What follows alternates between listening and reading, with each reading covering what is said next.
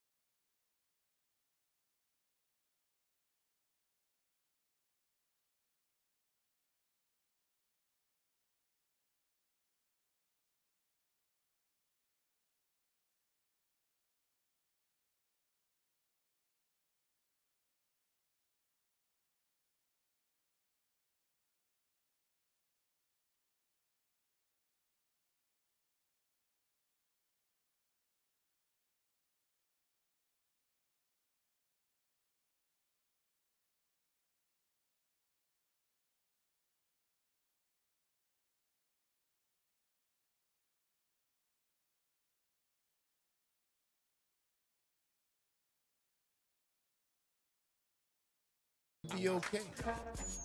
I'm your host, Braylon Bryant Banks. And I'm your host, Kimber White Dupree. Good morning, y'all. Jared Bro on the other side of the glass, y'all. Bringing it to you right here on this 12th day of March Mm-hmm. 2026. Mm-hmm. Travel Thursday is Mm-hmm. what it is today. Thank y'all for joining us as we begin today's episode of the Front Porch. Coming to you from the historic campus of Xavier University. From our studios right here at the foot of the overpass on South Norman C. Francis Parkway. So you know we home. www.wbok1230.com is the address if you want to stop on by. Grab yourself a comfortable chair, a mug or a tumbler of your favorite frosty or steaming adult beverage. Mind your manners, though. Say good morning, holler at your people, and kick it with us for the next 3 hours as we continue to chop up this world with the New Orleans edged blade. And of course, the top ranking way we love to hear from each and every one of y'all is the WBOK Talk Line, 504-582-9422. Good morning. What's up, Kimba? Hey, Uncle Gray. How you doing?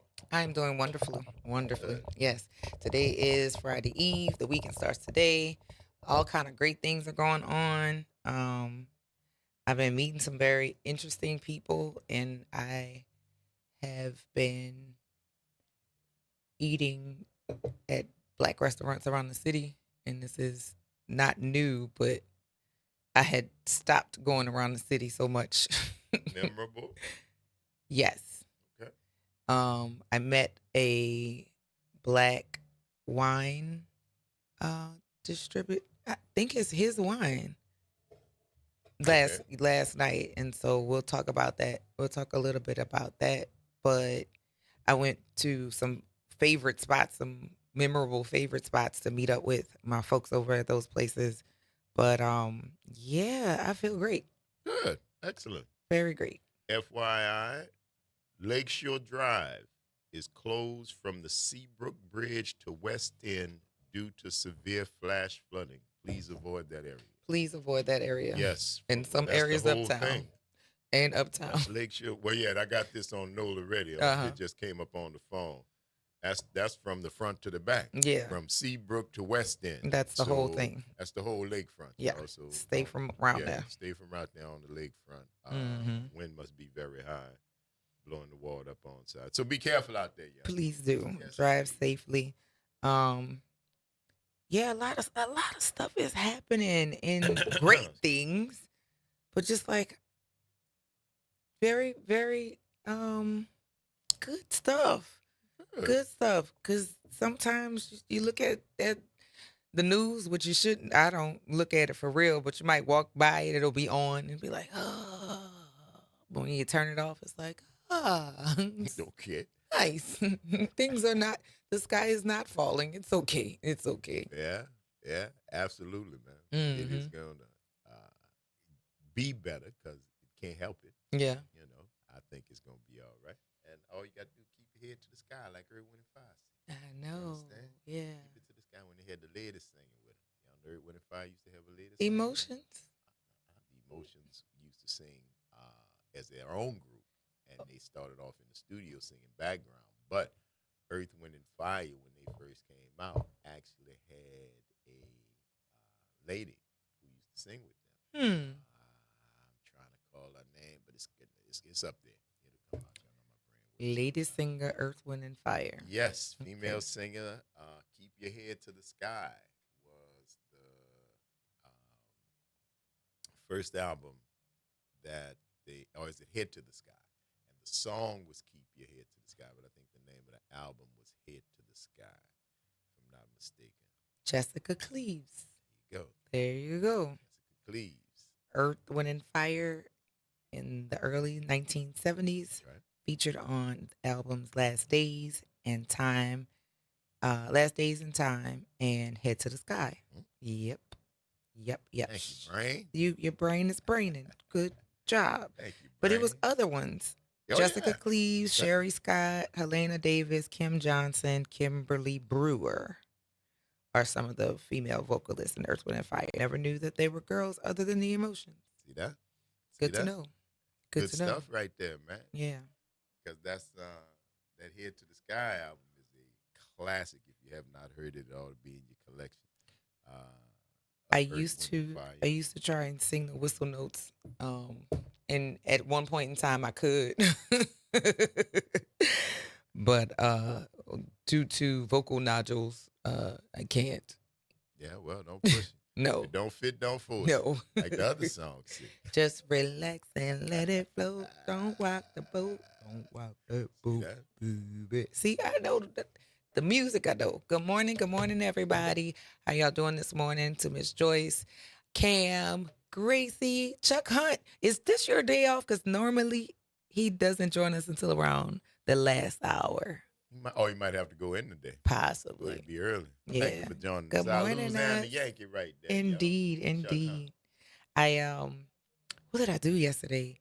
I did a lot of running with CJ yesterday. I Okay. am enjoying spending time with him because when he was in high school, we basically were carting him across the city, from Patrick Taylor to Noka, then to Ganoyo, then to Heritage School of Music. I mean, we just was running him, and Yeah. now we get to, hey, what's going on?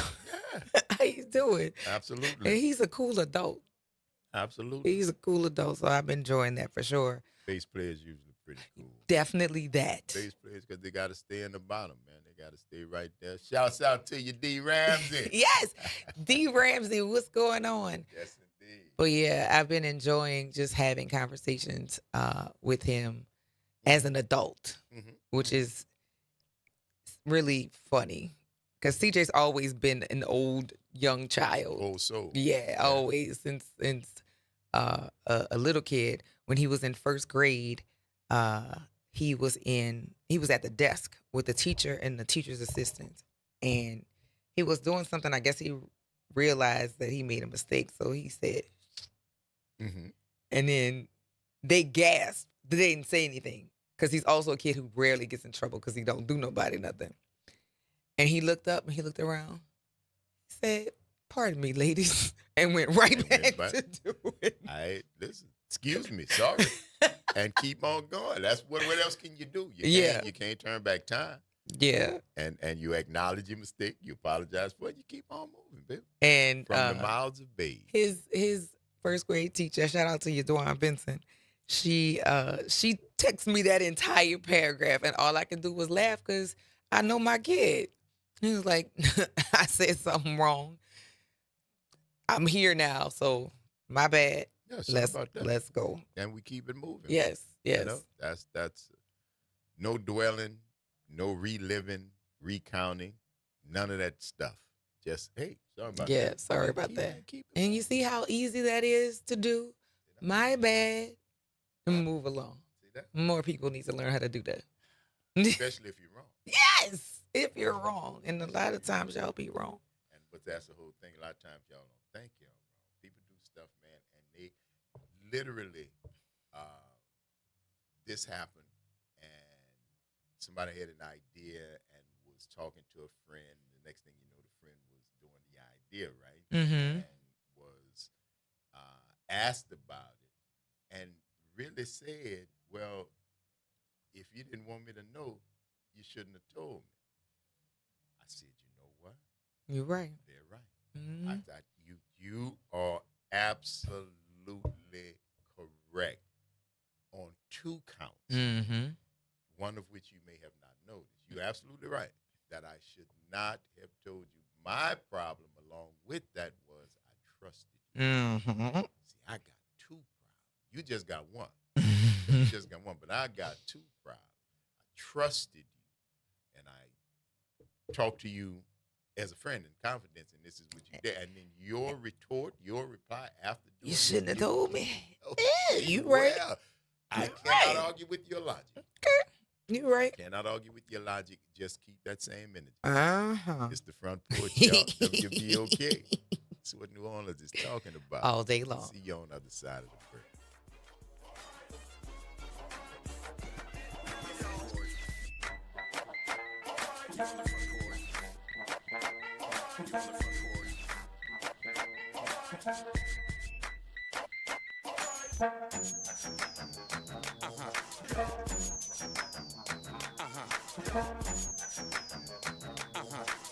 Hey, everybody, it's Graylin Bryant Banks. And Kimber White Dupree. From the Front Porch, y'all. You know how we do. Every Monday, it's Movie Monday. And Tuesday, it's Trivia Tuesday. And y'all know we have nothing but bad cheering coming through here on Wednesday. But stick with us. On Thursday, we travel. That's right. And Friday's Free Your Mind Friday, so get your brass up. Something on your mind? Want to get it off your chest? Holla at your people. WBOK 1230 AM, the station you listen to. All day long. The National World War II Museum, located in the Warehouse District of New Orleans. The National World War II Museum tells the story of America's experience in the war that changed the world, why it was fought, how it was won, and what it means today. Visit them online at www.nationalww2museum.org for time tickets and safety information. Attention teachers, the 20th annual Charter School Teacher Job Fair is Saturday, March 14th, 9 a.m. to noon at Hines Charter School in New Orleans. Dozens of public charter schools seek to hire hundreds of professional educators and school workers. Full and part-time positions available. Bring resumes. Register now. The fair is free. Go to gnocollaborative.com to pre-register, post your resume, and review vacancies. Register at gnocollaborative.com today. New Orleans, the city of festivals and second chances. This is Mr. Rocky of Faithers in Jesus the Christ, inviting everyone to come to the table of grace. No matter where you are or what you're dealing with, guilt, bad habits, mistakes, or heavy hearts, Jesus still calls us his friend, and his grace is waiting for us. Tune in to WBOK 1230 AM or watch live on Facebook or Instagram. We'll reflect on his work on the cross, his resurrection, his ascension, and the hope of his return for we who that believe and have received him by faith. So join us at the table of grace, where mercy is fresh, forgiveness is real, and grace is served for people like you and me. A careless driver can change your life in an instant. Do you know what to do or who to call?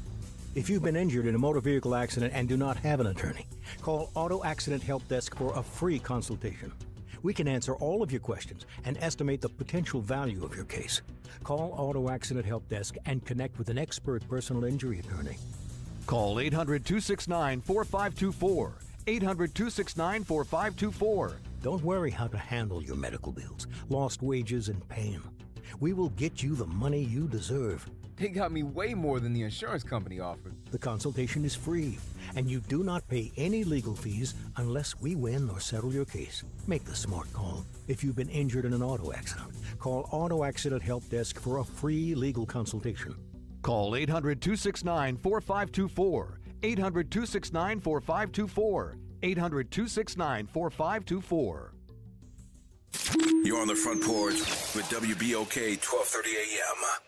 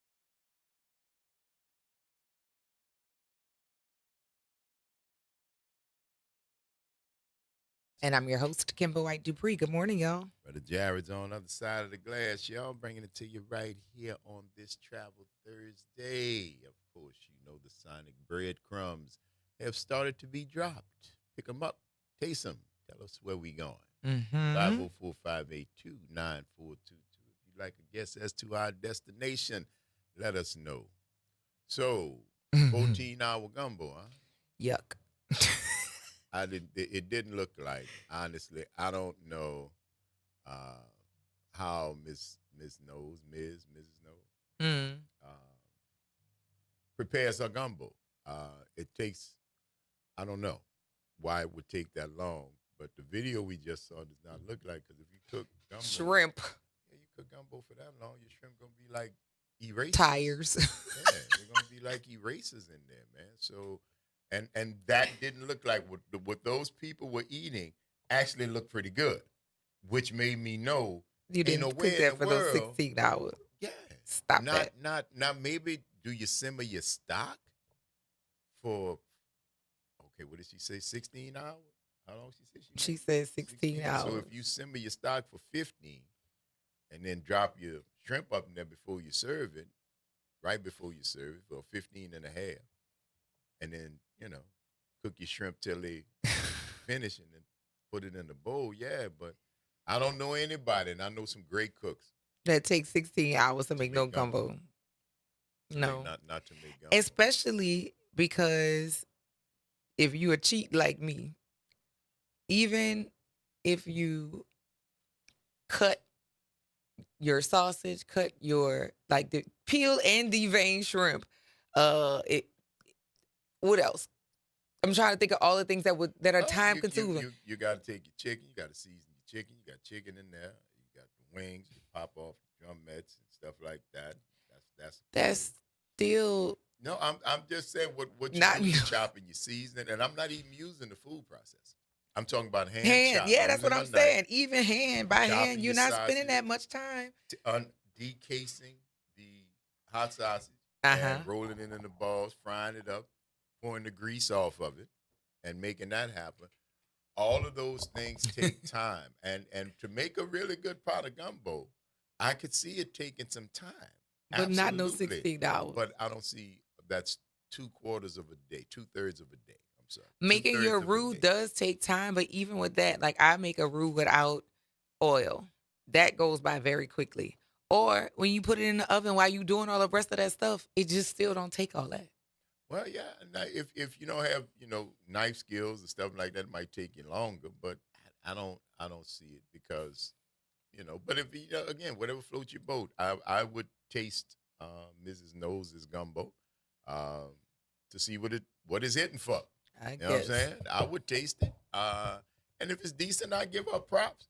But I know I've had really good, memorable gumbos that did not take 16 hours to make. Now, what I really like, if you could add it like this, if you cook your gumbo and you're going to serve it Sunday, and you cook it Saturday, it take you about 3, 4, 6 hours. I give you that. I give you 8 hours. Then stick it in the fridge. Mm-hmm. And then eat it the next day. If you count all of that time while Fine. it's marrying, I'm giving you the benefit of the doubt. I mean, it's cooking. It's not, it's individual. It's a science, but it's also steeped in individuality. So people, make their own stuff their own way. And I didn't see anything in there that didn't look like it belonged in the bowl of gumbo. Saw shrimp, saw sausage, saw a decent enough color. Mm-hmm. Saw chicken, rice. You can't tell anything from the video as far as seasoning the flavor, but visually, It was the right color. It had a good color. It looked good, and again, I can dig it, but I can also dig that would happen in 3 hours.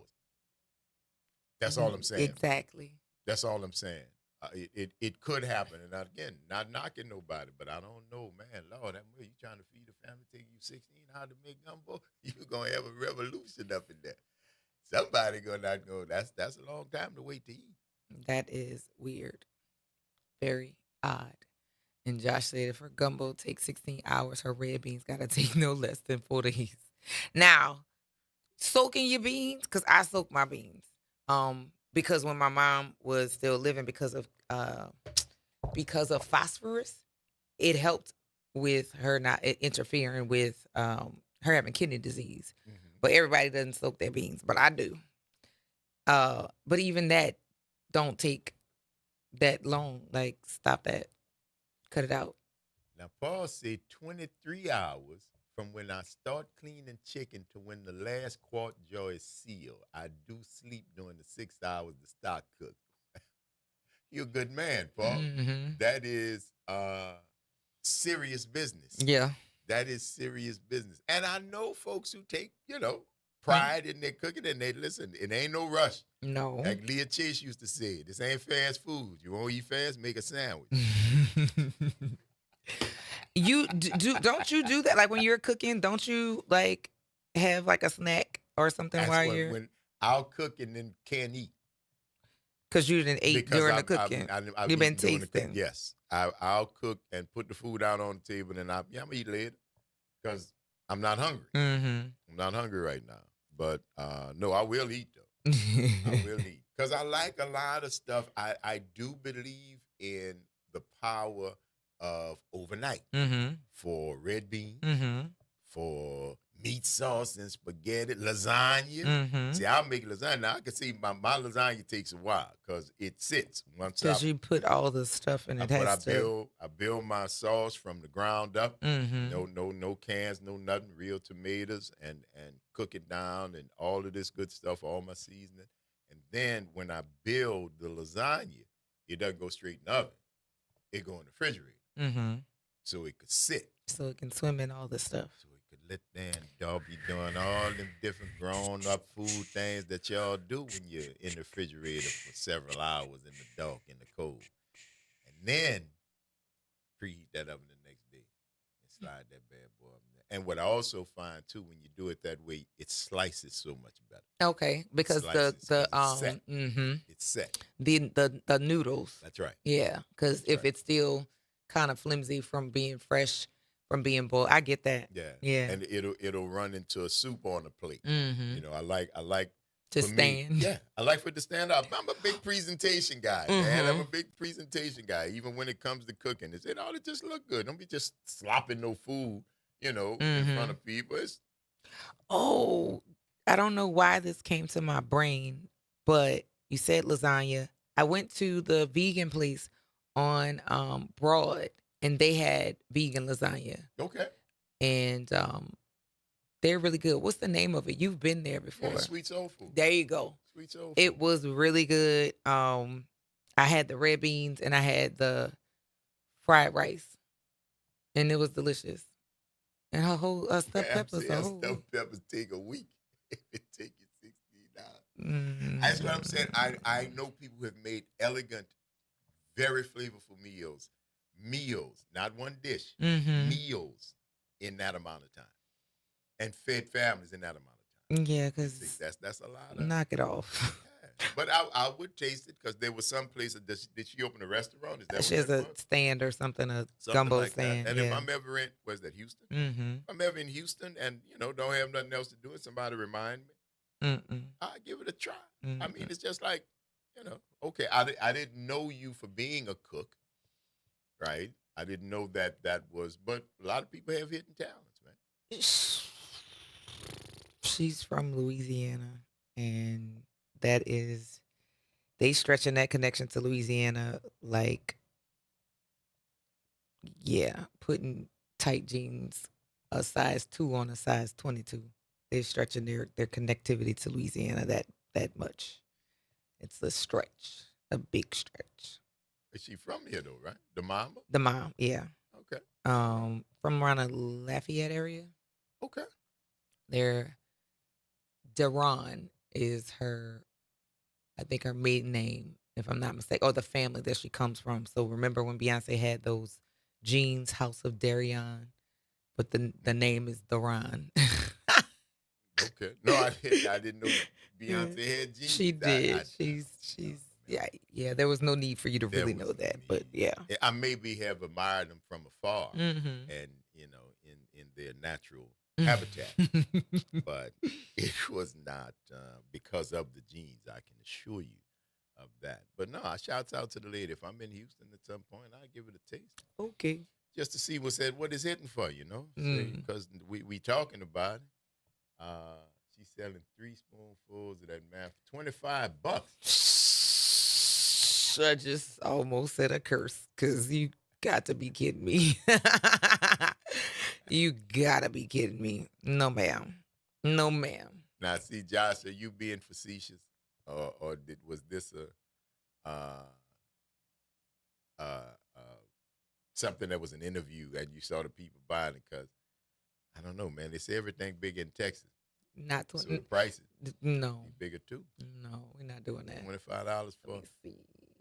gumbo. I mean, I depending on the gumbo, depending on where I'm at, you know. But Absolutely not. But I know, you know, it's what's got to be in it. I know what's got to be in it. Mama Tina's. Oh, she was at the Houston Rodeo. So the gumbo is available in 2 options: $25 for a seafood version with beef sausage, chicken, shrimp, and blue crab, and $23 for chicken and sausage. Girl, go to hell. I cannot. I'm not gonna be able to do it. $23 for chicken and sausage gumbo. I could make a couple pots of chicken and sausage gumbo for $25, ma'am. No way. No, the seafood 25. Well, $23 I could make several pots, but $23, $25. She was No. liking it to. She said, sort of like a soup. I would liken it to bouillabaisse, but it's better. It comes from the origin of Louisiana, and we mix a little Texas in with it. Knowles said when asked about her rendition of the Louisiana staple cuisine at the Houston Radio. Wow. Knowles' 20-hour recipe is going up. 20-hour recipe has been a family favorite for a long time. Fans can now try it themselves. No, thank you. So there you go. To hell. Everybody's been right. Well, she later said, now everybody been wanting to try my gumbo. I've been making gumbo for 40-something years, and people been asking me to put it out. And I finally found a way to do it where it's affordable. See that? She just really excited. No, thank you. Beyonce mama. No, thank you.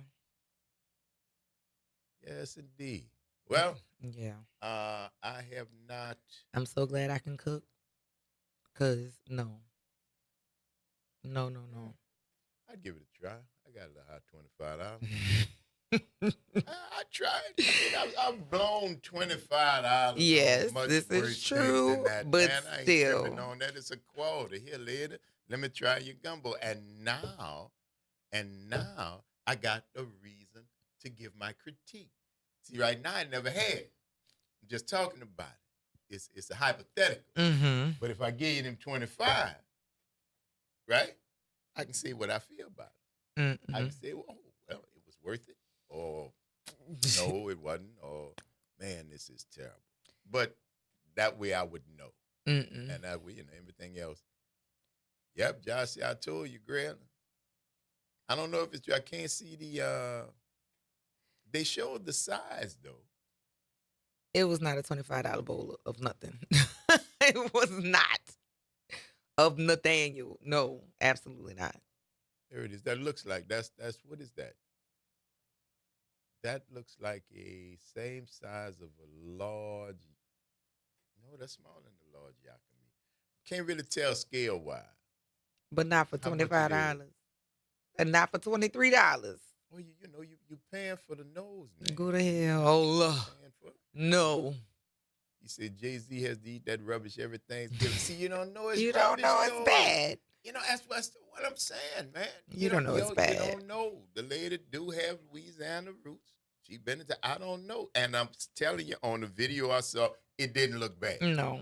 It didn't look bad. I mean, look, So, $25 or $23 worth. I don't know. I Mm. ain't tasted it. It might be worth. First, I got to give you the quote. I tasted it and said, yeah, I'd have been probably worth about 11 now. You know what I'm saying? But then, see, I'd have a way to say that right now. I don't know. And I could taste it and say, damn, I'd have give you 40. Because it's that good. I don't know.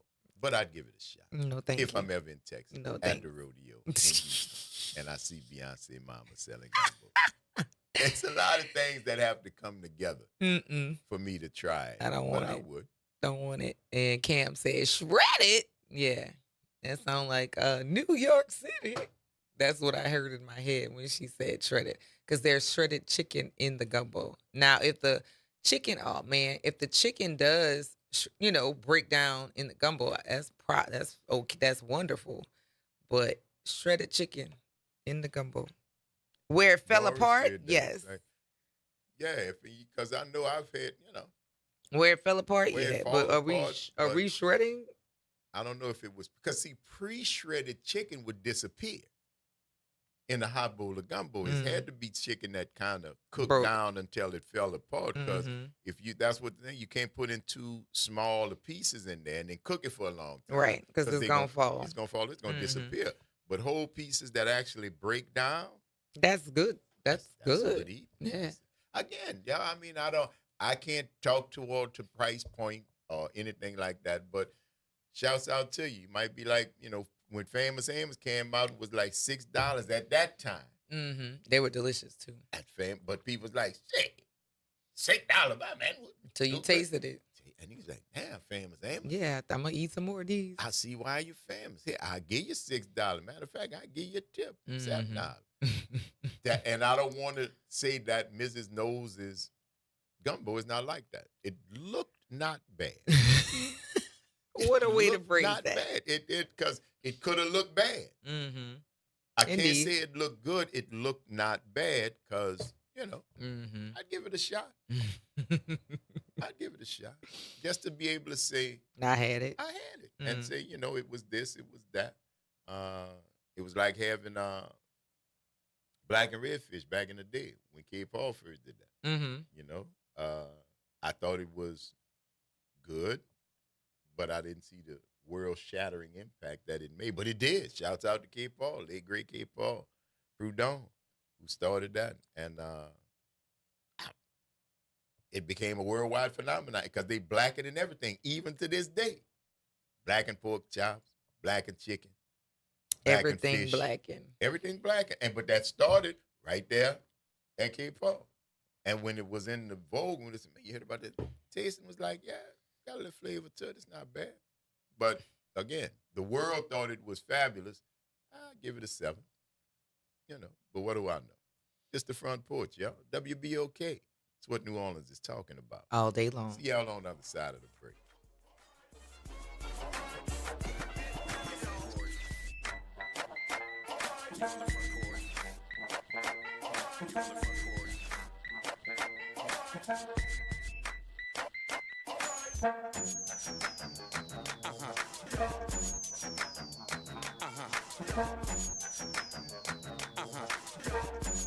This is your news update for WBOK from WDSU. For all your news and weather, watch WDSU News, New Orleans' leader in live, local, late-breaking news. Today at noon and 4 p.m.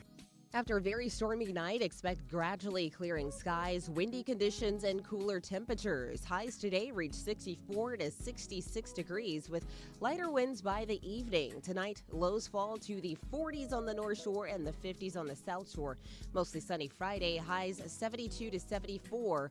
Weekend warm-up is on the way. Highs for Saturday back into the 70s and the 80s by Sunday. From the WDSU First Warning Weather Center, I'm Raven Richard. New Orleans never sleeps, and neither does WBOK. Now, every voice, every moment, and every show is in your pocket. Search WBOK Media wherever you get podcasts. Download, share, rate us 5 stars. Because when you support us, you amplify Black voices and the New Orleans culture. Greetings and salutations. I am Edward B. Coulon Smith, chairman of the board of the New Orleans Regional Black Chamber of Commerce. We'd like to invite you to tune in every Wednesday at 12 noon on WBOK to listen in on Black to Business and be a part of the movement that's going on. Thank you. The Ron Kelly Show. Real talk, bold truth. Tune in for your weekly dose of unapologetic conversations that don't dodge the truth or dilute the message. Stay informed on the issues that matter most on The Ron Kelly Show, every Monday at 7 p.m. on WBOK 1230 a.m.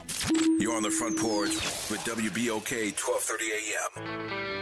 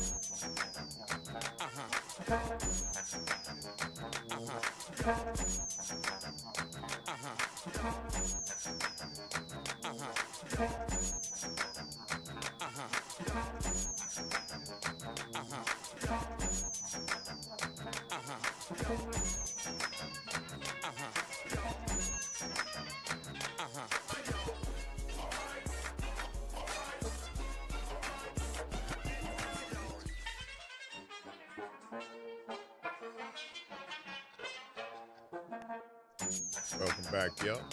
The Front Porch, WBOK. I'm your host, Braylon Bryant Banks. And I'm your host, Kimber White Dupree. Hey, y'all. For the Jared's on the other side of the glass, y'all, right here on this Travel Thursday. Where we headed? 504-582-9422. Good morning, Elwin. Good morning, Kim. Good morning, Braylon. Good morning. And how you doing today, Kim? Doing pretty good. How are you today? I'm doing fine. And how you feeling, Braylon Brian Banks? I'm feeling with both my hands and every chance I get, boss. I know you would say that. I had that in mind for you to say that. See that? You must be psycho. No, you wacko. You wacko. No. What's going on with you, bro? What's that?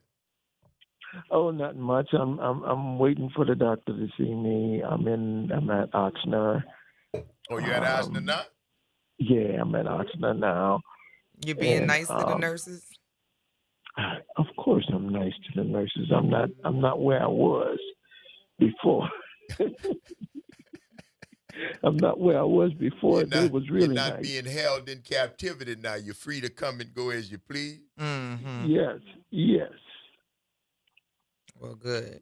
Very good. That's a good thing, boss. Yes, it is. Now, you know, MPT today is just a regular doctor's visit? Yeah, just a regular doctor visit to follow up. All right. To follow up on the knee. I'm doing fine. Otherwise, I've been doing great. Yeah, that's good, man. Very good. That's good, bro. Glad to hear it. You had any more chocolate today? No chocolate. You had some Annihilators? So, yeah, a couple of Annihilators. Yeah, some Annihilators. Mm-hmm. Even though that wasn't a vice that he was trying to get rid You ain't of. saying nothing about giving up Annihilators. You talk about giving up chocolate, which didn't last long as John stayed in the army. Yeah. And John didn't stay in the army very long. Not very long at all, boss. You know that. You know that old saying. That's my grandmother. Come on through the door. That was my grandmother used to tell me. Mine too. They might have been friends. They stayed that longer than John stayed in the army. Never knew John's last name. Never knew which army. It was just. But he didn't stay long. He didn't. He didn't That's stay what my grandmother used to tell me them things. I'll tell you. Boy, what's wrong with you? You get up. You ain't getting up like John ain't stood in the army. John ain't stood in the army no time. He shot him down as soon as he got in there. Oh, good Lord. Yes, indeed. That's all right, bro. So what you got going on this weekend, Elwin? Oh, I don't know. I don't have my stereo with me because I had to bring it back to Best Buy last weekend. And they had to mail it to a certain place where I can't receive no packages because people take the packages off my porch. Oh. So I had it mailed in a different direction. But I'm going to get it back next week. So. And that all has to do with the weekend? You can't play no music all weekend, bro? Well, I can still play it, but I can play with my DVD player. Oh, that's what I figured. In the closet. Yeah. Uh-oh. Not in the closet. Not in the closet. Okay. I thought you heard say In you the was gonna closet. play with your D in the closet. Kim, I'm gonna put you in the closet. With I me. didn't say that. Bro, that's it. I didn't say that Boy, part. and that's your friend, bro. That's your people, cuz. Why they do you like that, E? I don't know, but I'm gonna put her in the closet with me. Boy, now you in the closet too. Yeah, but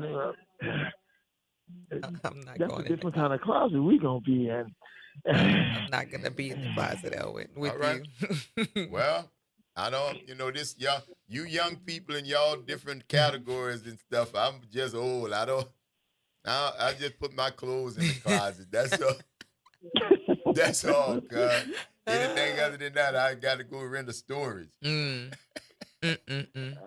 But say, boy, we got to take this break, man. You want to guess where we headed for Travel Thursday? I'm gonna say Minnesota. That's Turkey. No, have you heard any of the music that we were playing? No, because I've been at the hospital. All right, well, you heard us. I Wait, figured you might have had your radio on. You could hear the rest of the show, too. Next time, what y'all doing playing Blue Oyster Cult? See that? Bye. It's Travel Thursday, Elwin. That is a sonic breadcrumb. That is a clue. Why you picked Minnesota? Well, I just, it just came to mind. I know. That wasn't no long trip either. All right, boss. You keep listening. All right? Call us back if you get a chance. All right? All right. Later. Nobody, Kim? It's okay. You don't get it in the doctor's office. All right. That's all right. Yeah, It's the Front Porch, y'all. WBOK. It's what New Orleans is talking about. All day long. See y'all on the other side of the break.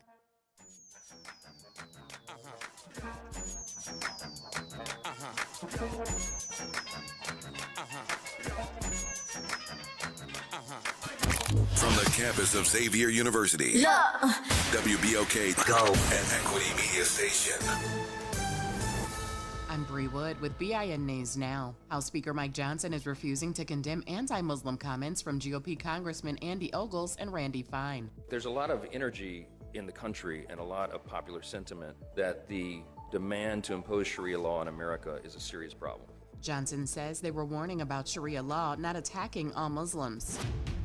A Mauritanian national living in the U.S. illegally has been charged with voter fraud in Philadelphia. Federal officials say 50-year-old Mahadi Sakho illegally voted in every federal election since 2008, despite having a deportation order dating back to 2000. He now faces federal prosecution and deportation. And Kanye West is set to perform in the U.S. Ye Homecoming will take place on April 3rd at SoFi Stadium in Inglewood, California. Tickets go on sale today, with the rapper's new album, Bully, set to release on March 20th. Get BIN News Now on demand 24/7 on the iHeartRadio app. You're on the Front Porch with WBOK 1230 AM.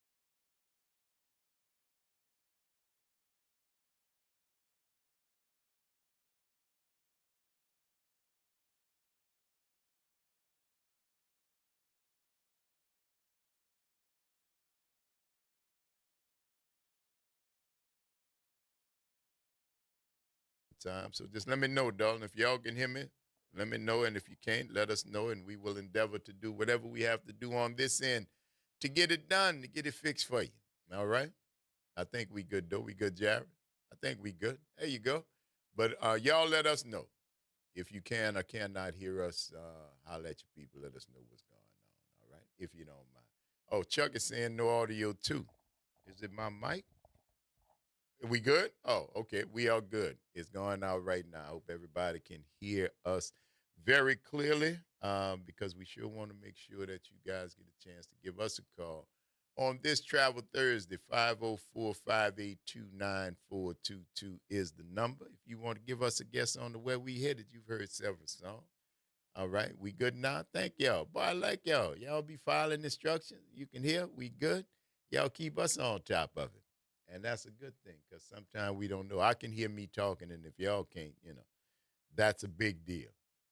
Oh, Paul C. He listens on the webpage. And, we found out that the different platforms we come across differently. The webpage, I think you guys stay with us when we go to break. But I know on the streaming service on Facebook and YouTube and Instagram, we drop off during the break. But I think you can hear, we don't go off on the web. So depending on where you are, if you're having the list, you want to try something else. But sometimes it's our equipment. But we're going to work through, man, all of us in it together. Because we certainly want to bring it to you guys, and we know that you all want to hear it as well. So we're going to keep making it do what it do. If y'all don't mind, roll with us. You heard me? And I don't know, we didn't talk about that, but the young lady had graduated from Xavier, Patrice Saidu, 21. She graduated in May last year and was unfortunately had her life ended by a drunk driver in St. John the Baptist Parish over this weekend. And it's just sad, man. The guy from Ponchatoula, drunk, and he is wanted for vehicular homicide. And he fled. He's gone. He has ducked out. His name is Manmeet Singh, S-I-N-G-H, Manmeet Singh. And they think he might either be headed to California, New York, New Jersey, or India. So I hope that his photograph is distributed everywhere, that he could be brought back to face justice for this beautiful young soul that he has taken from all of us. She wanted to be a pediatrician, which was her plans for the future, finishing here at Xavier with a chemistry degree, Bachelor of Science, just this past May. Has not been a year. She just got out. And she was a volunteer with an organization for refugees and immigrants and the Baton Rouge Youth Coalition.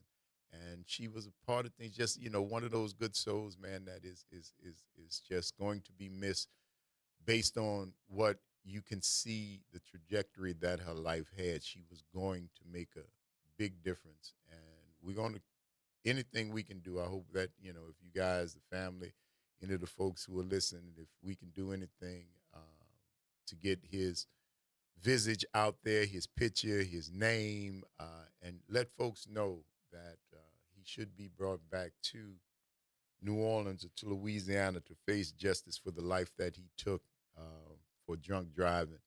And that's something that you really have to be careful about, man, because this is a city, it's a state, really, because this wasn't in New Orleans, but this state, really, we are a party state, for lack of a better term, when we're not, having a festival or having a celebration or something. We just have a regular party, and drinking has, for whatever reason, long been a big part of it. But if you get behind that wheel, you've got to be careful. Please be careful. We wish all the best to the young lady and her family, and hope that we can get some justice for Patricia Saidu, 21-year-old Xavier Grab. Rest in power, sister. And we're going to hope that we can get the justice for you that is deserving. Yeah, it is a tragedy when something like that happens across the board. And to now have what could possibly be, obviously is a multi-state, but could possibly be an international manhunt or search for this individual to get him back here to face justice for what he did is going to be a priority. And I hope that there's, if you guys are listening, part of the members of the family, is there anything that we can do here at the Front Porch, please let us know, and we will try to do whatever we can to get the word out about this young sister and the man who is now a fugitive, possibly an international fugitive, and our quest to get him back here to get some justice for Miss Saidu, 21-year-old Xavier grad, ready to rock up the world, tear it up, and this fool just came and took her away. So, yeah, prayers for the family. Lift them up. I'm looking at y'all sending condolences. I appreciate it. Grace and Chuck and Cam and Lori, yeah, that is always helpful because, you know, prayer works and group prayer works miracles. So let's get it all, raise the family up, because right now we are definitely in need with everything going on. I went to fill up the car yesterday, well, the day before yesterday. Y'all peeping the gas prices, huh? Yeah, well, elections have consequences. $3.57, I think I paid at Costco, which is, I think, one of the lowest, some of the lowest gas prices in the city. And they have gone up close to 60 cents from the last time, which was like 10 days ago when I got gas the last time. And now it's up about 60 or so cents, and things are continuing to go in that direction in the midst of this undeclared war that we have going on. And it is really interesting that this time we don't seem to be driving the ship. If y'all understand what I'm saying, we don't seem to be in charge. Now, when I don't just, the few times I look at the news, I don't just look at CNN or Fox or anything like that. I go for BBC, and I go for Al Jazeera and several other, Zito, my man Mehdi, who was taken off MSNBC, who now has his own platform. And you get a more complete picture, less of the idea of swaying the story one way or another as you get in the Western media. But I like to get a full story. I like to get a more complete picture. And that's what we're not getting. We are seeing what we are doing as a country and getting on the folks, and we're showing the videos of stuff that's burning and stuff that's being blown up, and it doesn't have the appeal of when we did this to depose the Shah, depose Saddam, when, you know, WMDs and the cameras on the drones and all that stuff was new. It was brand new, and the world was fascinated. We're less fascinated now. We've seen it before, and what we're not seeing is what is happening to our allies in that region, because Iran has not hit back at the U.S. proper, but we are our allies in that area, Qatar, UAE, Saudi Arabia, all of those places are being targeted. And the Straits of Hormuz, which is 20% of the world's fuel, flows through the Straits of Hormuz. And the Iranians have, even without a navy, have pretty much shut it down to the point where you see the gas prices going up to what they are. You're looking at over or close to $100 a barrel for crude, which has not been seen for 30 or 40 years. And now you're in the midst of it. Somebody's making a whole lot of money right now. Somebody's making a whole lot of money, if it's the defense contractors or the oil companies. But right now, you can see the profits just spinning. You can see it, but at the same time, the stock market is reacting to it because the rest of the world is not buying our story. They're not backing us. Unlike Saddam and WMDs and all of that stuff, we had more of a backing from an international caucus. Now it's just us and Israel.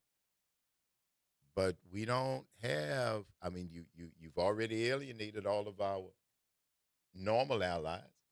You pissed Canada off, so they're not on your side. The folks over in, even in England, man, France are not, they're sending, but you don't see the deep-throated rah, rah, rah that we saw in past incidents like this when we were supposed to be in the right. This one, people are seeing through it, and they are steadily saying that it is a dodge to keep your mind off the other stuff, mainly the Epstein files. And that's why we're in this war. I don't know if I agree with that 1,000%, but I sure agree with it about 60, 70%. I can tell you that. We'll talk more about it, y'all. You tuned into the Front Porch. WBOK is what New Orleans is talking about all day long. See y'all on the other side of the break.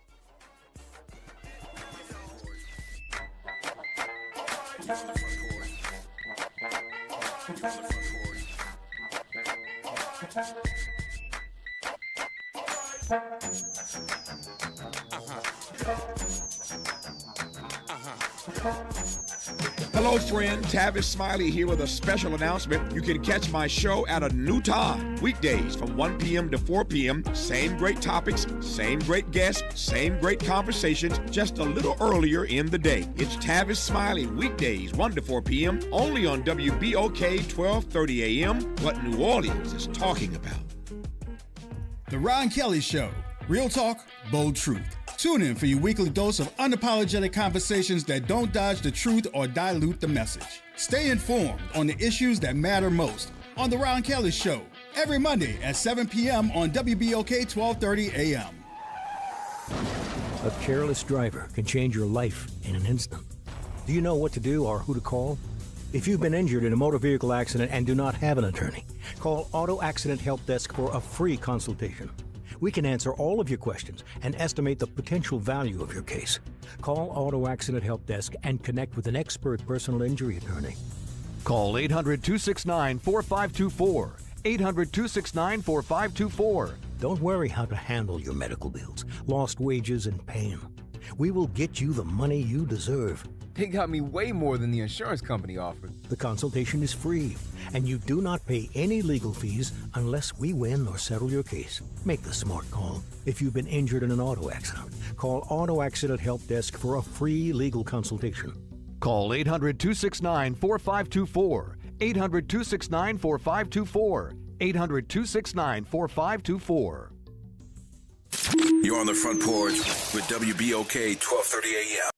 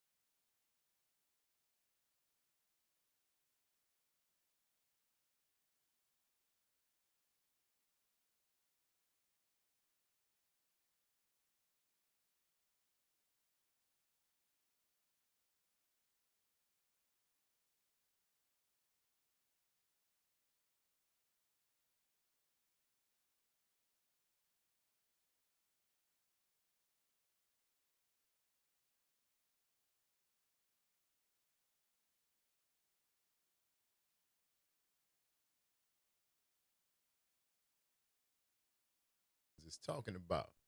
I'm your host, Graylin Bryant Banks. Brother Jared Broad on the other side of the glass, y'all, bringing it to you right here on this Travel Thursday, where we headed. Sonic breadcrumbs have been dropped. Have you gathered them up and given us a guess as to what our destination is? Let us know. 504-582-9422. Good morning, Pam. What's happening? Hey guys, a lot of these songs, man, they I don't know. Is it? You got your hot sausage? It's cooking right now.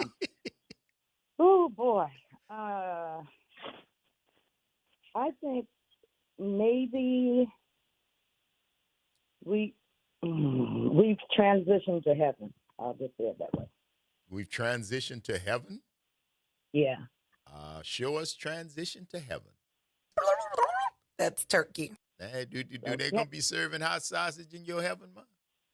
I hope so. If not, I'll drop down and go to the corner store. They got a corner store in heaven, Pam? Right around, as they say, right around the corner. That they got some good prices too. Yes, indeed. Oh yeah, yes, everything indeed. free. Well, go on, enjoy your breakfast, darling. If you got another guest, give us a call back. All right. All righty. All right, darling. Bye-bye. Yes, indeed. DiCaprio, $90 to fill up. Wow. That's what he just said. $90. Boy, you going to the bottom. Hey, wait a minute. That's in the bottom. That's in Vicksburg, DiCaprio? That's in Vicksburg, huh? The bottom? Well, I know they got the bottoms in Vicksburg. I don't know if they got other bottoms in other parts of Mississippi, but I know in Vicksburg they got a place called the Bottom. And my boy Tony Robinson, he showed me about the Bottom. I learned a little bit about that. So that's where you're headed? Yes, indeed. $90. I was over 50 yesterday. I was over 50. So, yes, this is what's happening, y'all. Right now, we are in the midst of it. People who are in charge keep telling you that it's not a war, but bombs is blowing up and planes are flying and there's explosions and all that kind of stuff. And the tragedy, the absolute tragedy of that missile hitting the girls' school and killing 140 plus girls. Man, it's a girls' school. And it's becoming more evident that it was, in fact, a U.S. fired missile, Tomahawk missile, that hit that school and took the lives of all of those little girls. Again, that is, they're saying that they're investigating it, and I know that yesterday CNN reported that the strike could have been ordered by outdated intelligence about a Navy base that was nearby, but that is not surprising. That is when the last time they did something like this, the secretary put it out, and everybody was reading the text about this secret mission, and people even sent it to a journalist. So the idea of using outdated information, the idea of major mistakes that cause tragic outcomes is all the more reason that I don't think you see the rah, that they are trying to pump up for this particular engagement. I'm going to call it a war, even though they want, because that's what the department, the guy changed the name of the department. You now run the Department of War. So you do not run the Department of Limited Engagements, all the different euphemisms that you call, and more flag-draped coffins are coming home. That's you haven't succeeded yet in convincing people that Iran was a real destruction coming toward us, that they had. I haven't heard it. I know there's been a lot of words to that effect, but and people say, what do you want to see, a bomb? Kind of. I don't want to see anybody lose their life, but if you're going to, not 9/11, which again, we can talk about that as far as, ways to get people distracted. But it happened here. And the reaction was understandable. People say, oh my God, there were people who were killed at the Twin Towers. They knocked Twin Towers down in New York City. And, we were all Americans for about, 72 hours before all of that changed. And then we went back to our respective corners. But it happened here. It happened here. This is the word when you listen at the Secretary of State, the former enemy of the current president, Marco Rubio, who, when asked about it, said that they got the intelligence that Israel was going to attack and that we were going to follow up with Israel's attack and support them in their attack on Iran. And of course, the next day, less than 24 hours later, he denied saying it. But the lady who asked him was the same lady who asked him to follow up, and he said he didn't say it, and they played the tape.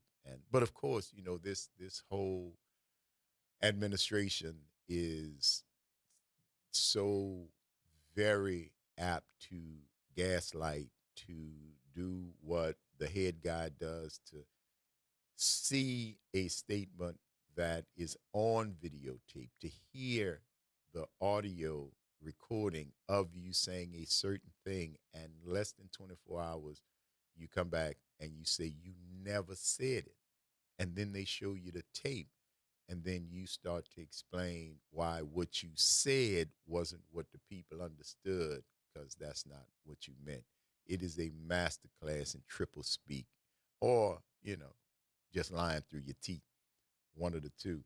But this is what we are looking at right now. And that's why I don't think you don't have, there's not a lot of rah-rah patriotism back in the U.S. for this mission. It has not been sold to the people who would have to get behind it, because those are the parents and grandparents and aunts and uncles of the young people who you are contemplating sending over there, boots on the ground, in harm's way.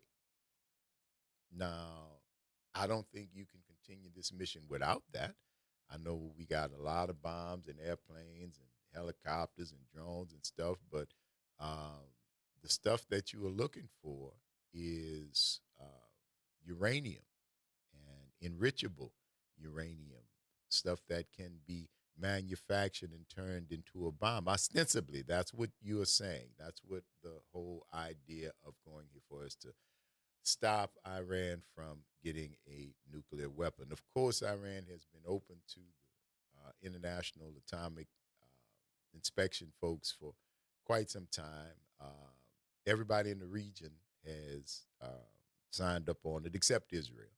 And they also don't allow inspections of the International Atomic Energy Commission, I think they're called. So if you're going to, the end game, your goal is to seize the enriched uranium that you allege that Iran has, you're going to have to go and get it, because it's not going to be on a ship. It's not going to be on a boat. It's going to be in a bunker. It's going to be somewhere protected and hidden and armored, and it's not going to be able to be received, because you got to get it. You can't just take the chance of dropping a bomb on it and saying it's been destroyed, because it's uranium. It's not going to actually go away like that. So you got to go and get it. You got to go there. And the only way you're going to get it is with boots on the ground. The only way you're going to get it is with boots on the ground, right? And if that happens, then now you're in a real shooting war. And if you've ever just picked up a map and looked at Iran, where we are contemplating this next action, just pull up a map and take a look at it, man. It's not a little place. It's not like we going to Connecticut and invade Connecticut or Grenada. It's not one of those people. Either say is Cuba next. I don't know if we can take Cuba right now. I don't know if we can do it, but with the egos, the narcissism, and just lack of cohesive direction that you are seeing in this administration, we could very well. We could very well, which gives you now Venezuela, Iran, and Cuba, and not even counting what's going on here between the borders of the Pacific and the Atlantic, from Canada to the Gulf.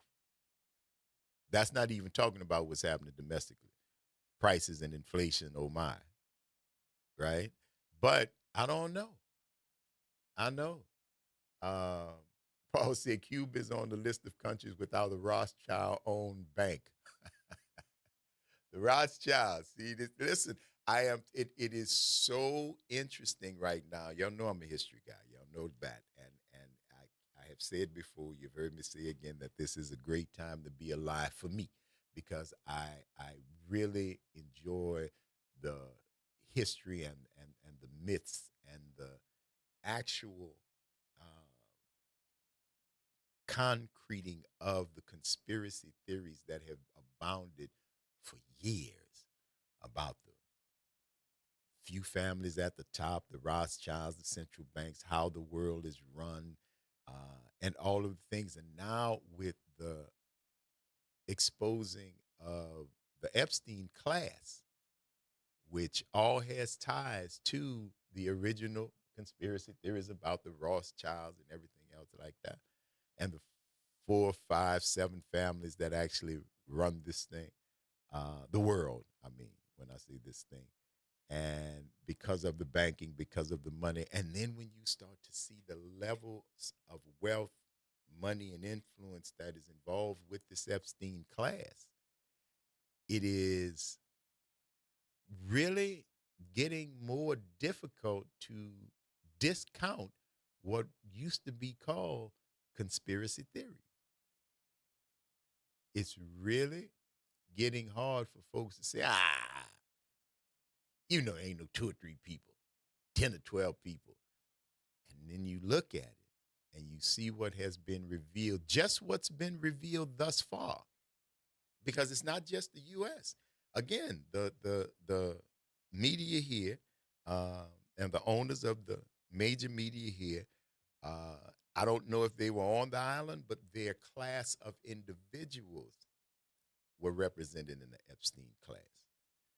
I don't know if those individuals were there, but I know individuals like them were a part of it. So the idea that the press would not give a full picture of what is going on an international level, because that's where the whole conspiracy theory idea comes in with the Rothschilds and everybody else. It is an idea that it has been a global cabal and in a national cabal to run things and be recession-proof, war-proof, stress-proof.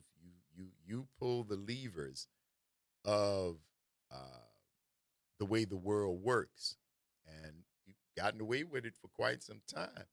But now the world is starting to see in other places all of the people who were glorified, who were put up on pedestals, who were given as examples to aspire to their greatness, is now being shown to be a little tarnished.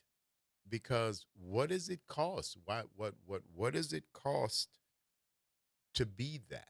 And it's interesting that even the ones who are ascending to that, who may be in entertainment, who may be in the sports, isn't it funny that what they fall for, the thing that brings them down, is very eerily similar to all the things that are involved in the Epstein file?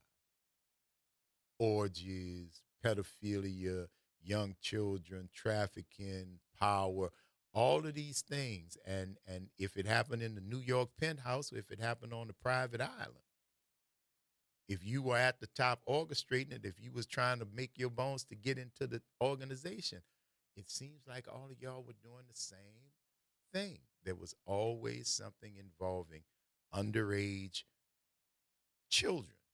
And because it used to think underage girls, but you have found out that it is not just girls. This level of depravity, I don't think has any particular choice. I think it's about power. Any particular choice when it comes to gender.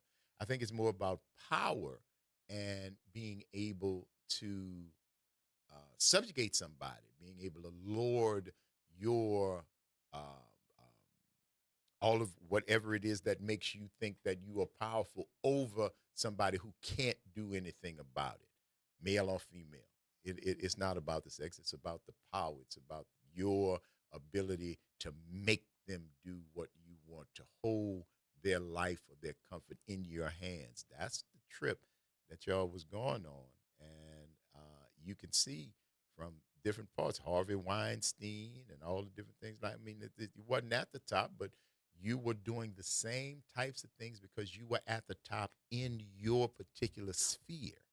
Might have not been as big as Rothschild or nobody else, but you were big in your sphere. And the common denominators is you were doing some of the same things. So where'd you learn that? How did that get to be the de rigueur kink for this level of people? 504-582-9422. Good morning, Paul. What's happening? Hey, Graham, this conversation got me thinking about something I heard probably about 30 years ago. What's Somebody that, did a man? survey. They were looking for who are the happiest people in the world and who are the most miserable people in the world. Okay. And their conclusion was the happiest were Portuguese fishermen. Their group of people that they associated was very small, and their lives were trusted in one another, and they truly loved each other, and they lived poor, but they had very meaningful and happy lives. Yes. On the other end of the spectrum, the most miserable people in the world were British bankers. And the reason is because they can't trust anyone because they all screw over one another. And it's just kind of revealing to the situation the world's in who we're being controlled by. Yeah. I'm sad to say. But that statistic I never forgot. It resonates too often in what we hear in current events at whatever period of time. Yeah. I can see that, man. I can see that. I never heard that stat, but I can believe it because the people are starting to learn that, and I think it was being revealed a bit during the pandemic that money ain't the way to find happiness. No. Many people learned that. So many people walked away from jobs, actually not jobs, walked away from careers. Walked away from careers because they realized in that little bit of time that we had to be close to each other that they weren't getting out of life what they thought they were supposed to get in it. So they were like, you know what? I'm going to start farming. I'm going to start making honey. I'm going to start selling. Yep. You know what I'm saying? And you cut your economic standing by a lot, but what you gained was happiness. Well, the thing what people need to realize too is stay away from debt. Possessions ain't going to bring anything to you. They're going to bring a fight at the funeral about who going to get what. That's all they're going to bring, Paul, a fight at the funeral. But other than that, they bring you nothing. They bring you You're nothing. right. Thank you for that, my friend. I appreciate you listening. All right, my friend. All right. Talk Take to you. care. Yeah, man. It's just interesting that the idea of finding happiness or finding something that brings you what your career or your job or the things that you thought were important, you find something different from that brings you that level of happiness that you never reached in that so-called career. And that is a turning point. And the question that you have to ask yourself is when you are striving that ladder to get to the top, what's there? If you're looking at the folks who are top dogs who have made it, and that's what it looked like where they are. Do you really want to go? It's the Front Porch, y'all. WBOK. It's what New Orleans is talking about all day long. See y'all on the other side of the break.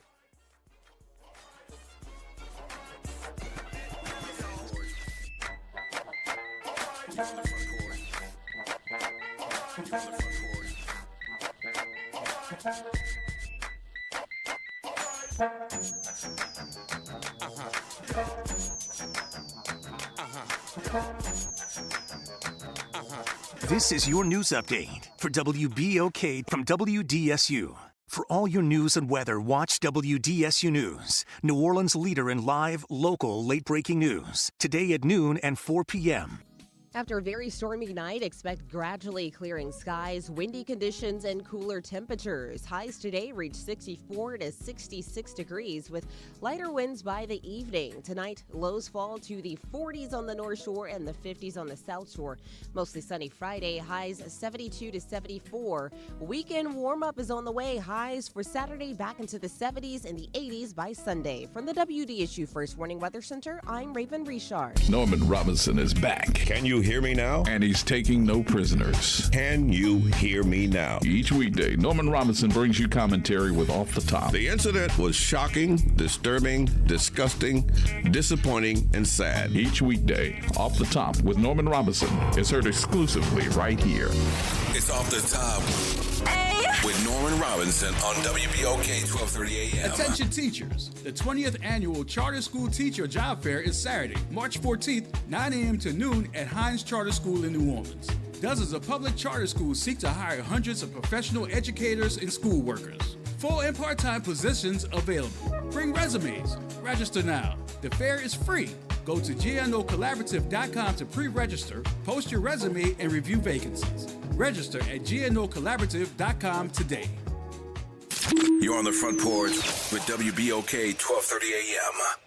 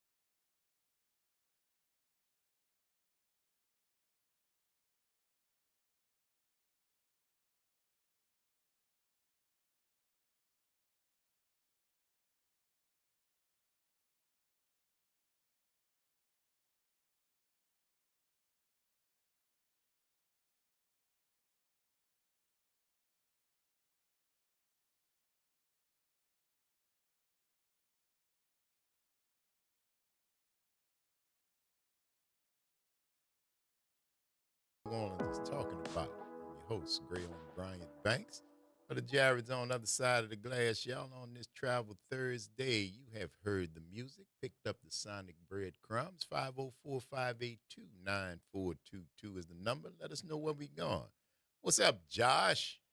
Well, what's happening? How you doing, baby? I'm good, man. Yourself? I'm doing real good, cuz. So far. Hey, can't beat that. I'll take that. Yeah, all we got is right now, baby. All we got is right now. You're right. It seems like in order to take that presidential job, you got to be capable of mass murder. Yes, there's no doubt about that. That's the protocol that right there. You got to be capable of mass murder. Well, Both terms, this dude have killed people. Both terms. Oh, it doesn't. Party doesn't matter, bro. Party doesn't matter. How you use that power will dictate how history remembers you. Because yes, you have to, as the commander-in-chief of a world power, war is a reality, and when war comes, lots of people die in big numbers, and you're the one where the buck stops. So yeah, all of them. You got to be ready to make them decisions. That's why they go up there and their hair be black, and when they leave out, their hair be snow white. Except him. Except who? Trump? Trump. Yeah, oh no, it's not one stressful day ever. Him and Reagan, bro. But that's Grecian Formula 16 and crazy glue. You understand? Yeah, well, at least Reagan was losing his mind. So well, and this what you got here is the same thing. Old dudes stuck in the past that are trying to live, and I'm telling you, bro, it takes a toll whether they act like it or not. And I know it's taking a toll on this dude right here because he is still stressing the Epstein file. I know he's more afraid of that than he is, to me, of caring about the normal American. If he's stressing, it's for his own self. That's nail on the head, my brother. I agree with you 1,000%. And he would do anything, including starting a war, to maintain his reputation of what he thinks is a good reputation. Because somebody got something on them files that he don't want the world to see. Well, apparently it may be someone in Israel. Maybe it might be Netanyahu, whatever his name, Benjamin Netanyahu. He may have something on him because now he's using America like it's Israel's bouncer, a hitman. Hey, bro, but all the folks that you elected, all the folks that are there, all the folks that are in Congress, that's in the Senate, that are going along with it, not saying anything, and it's on both sides of the aisle. And what you got to remember, this is not just when it comes to this war, when it comes to us acting in conjunction with another country to declare war, you've got both folks on both sides of the aisle saying, yes, that's the right thing to do. That's a hard sell to the American people because they're not going to fight. Their sons and their daughters are going. That's a hard sell, bro. There's no repercussions. When George Bush did this, there was no repercussions. Not till the midterm. If you get a chance to vote. Yeah. They lost their seats and stuff. But as far as like the foul play repercussions, as far as like prison time and all, there was no repercussions. They were able to just walk away from that thing scot-free. Matter of fact, the country wound up, when Trump came, they wound up being beloved of George Bush II. Almost as if he didn't do nothing stupid when he was president. Well, I think that if you get to the midterms, then you will get a change in Congress that will allow that next step to take, because you're not getting any pushback from the administration for what they're doing, because Congress has abdicated their checks and balances, like Mike Johnson and the rest of them. They have abdicated and joined the cult and decided that they were going to just let things happen the way they want them to happen. Now, if we do have elections in November, if we do get to the midterms, then you'll see a change in both the Congress and the Senate.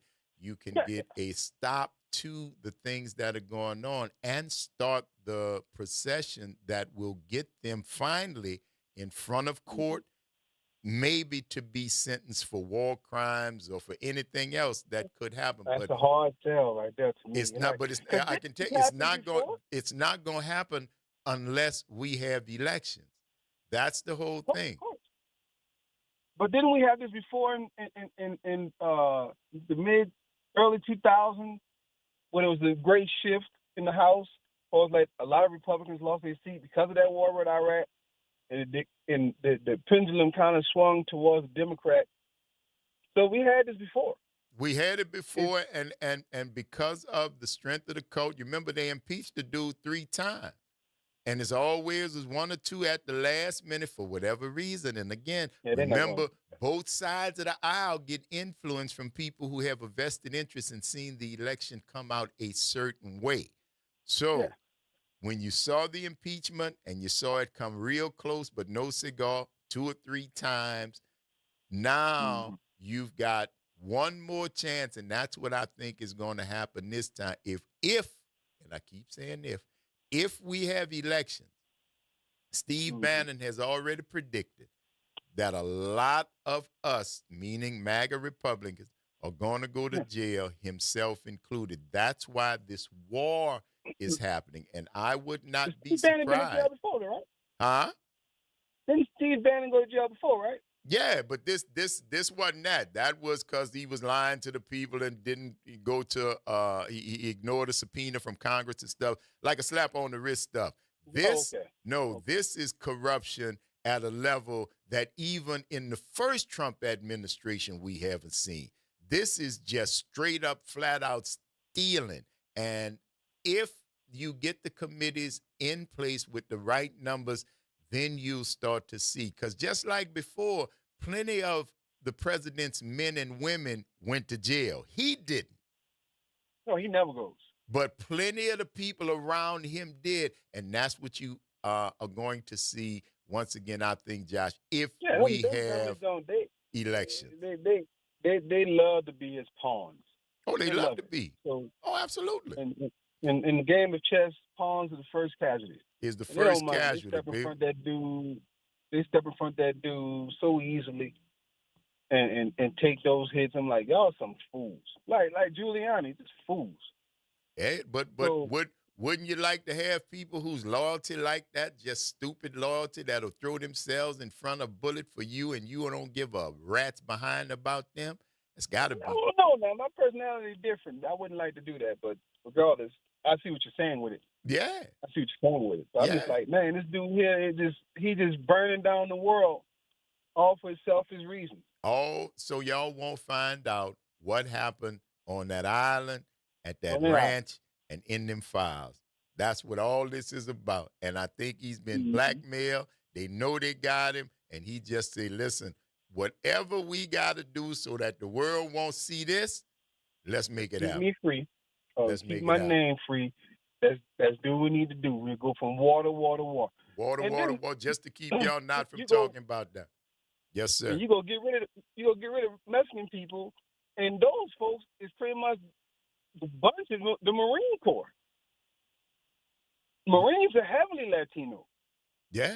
You deplete your military for racist reasons. And that's what's killing them.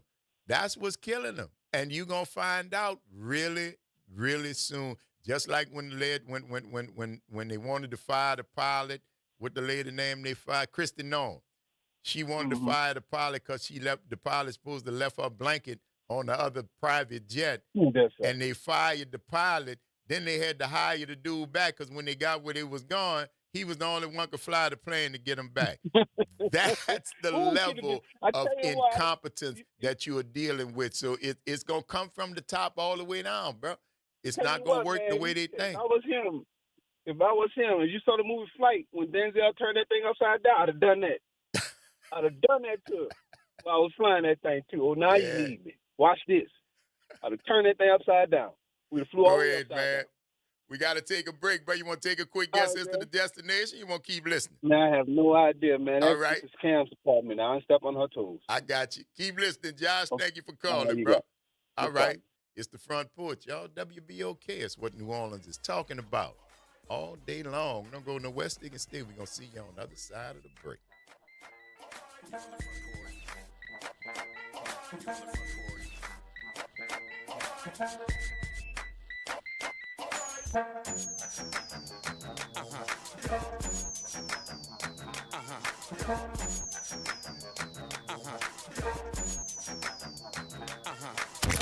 the campus of Xavier University, WBOK Go and Equity Media Station. I'm Bree Wood with BIN News Now. A Florida woman is facing attempted murder charges after allegedly firing several shots at Rihanna's Los Angeles home. LA County District Attorney Nathan Hochman. And when an individual comes into our community and decides to shoot it up, that individual will be arrested and held fully accountable for her actions. Prosecutors say Ivana Ortiz could get life in prison if convicted. Rihanna, A$AP Rocky, and their children were inside but unharmed. Canadian police are searching for 2 suspects after shots were fired at the U.S. consulate in Toronto early Tuesday. No injuries were reported. Officials call the attack absolutely unacceptable, and security has been increased at U.S. and Israeli diplomatic sites. And a new documentary on Whoopi Goldberg is in the works, expanding on her autobiography, Bits and Pieces. The film will offer an intimate look at the EGOT winner's life. Get BIN News Now on demand 24/7 on the iHeartRadio app. You're on the Front Porch with WBOK 1230 AM.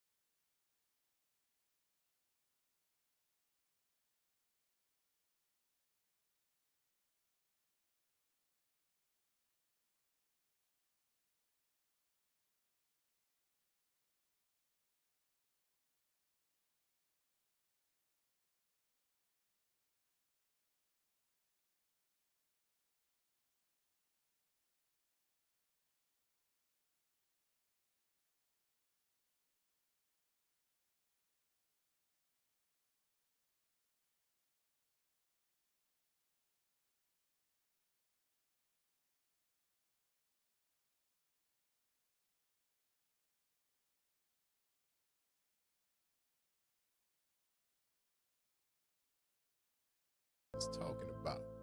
I'm your host, Graylin Bryant Banks. Brother Jared on the other side of the glass, y'all, bringing it to you right here on this Travel Thursday. Thank y'all for rolling with us as we move into this third and final hour of today's episode of the Front Porch, continuing our broadcast from the historic campus of Xavier University, from our studios right here at the foot of the overpass on South Norman C. Francis Parkway. www.wbok1230.com is the address, or you can hit us up on the talk line, 504-582-9422. It is Travel Thursday. Good morning, Pam. What's happening? Hey. Hey. Are we going to the United Kingdom? Are we going to the United Kingdom? That's turkey. That's turkey. Okay. All right, love. All right, bye-bye. Bye. 504-582-9422. Well, she sneaks around the world from Kiev to Carolina. She's a sticky-fingered filcher from Berlin down to Belize. She'll take you for a ride on a slow boat to China. Tell me, where in the world is Carmen Sandiego? Steal their soul and She right here. That's where she at. What's going on, Cam? Good morning, Front Porch family. How you doing, darling? Hanging in there, Lord, with everybody else, and I can't believe you paid $3 and what you said, 57 cents for some gas. $3.57, man. Oh Lord.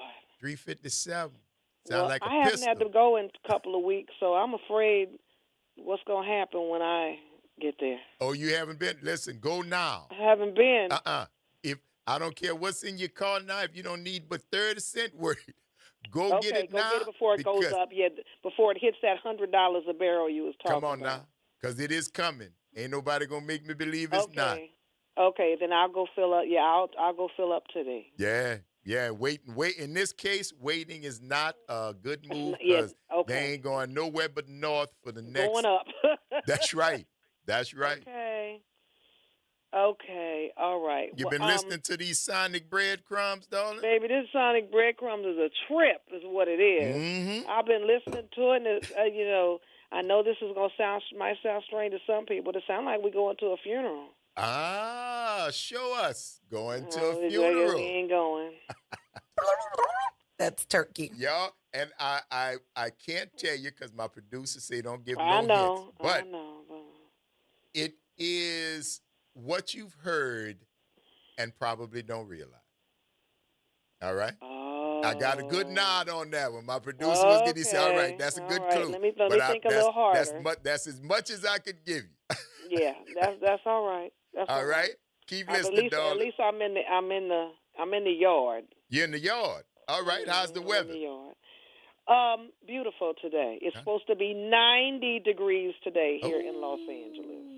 Wow. Exactly. Send some down here, darling. I'll take it. I know that's right.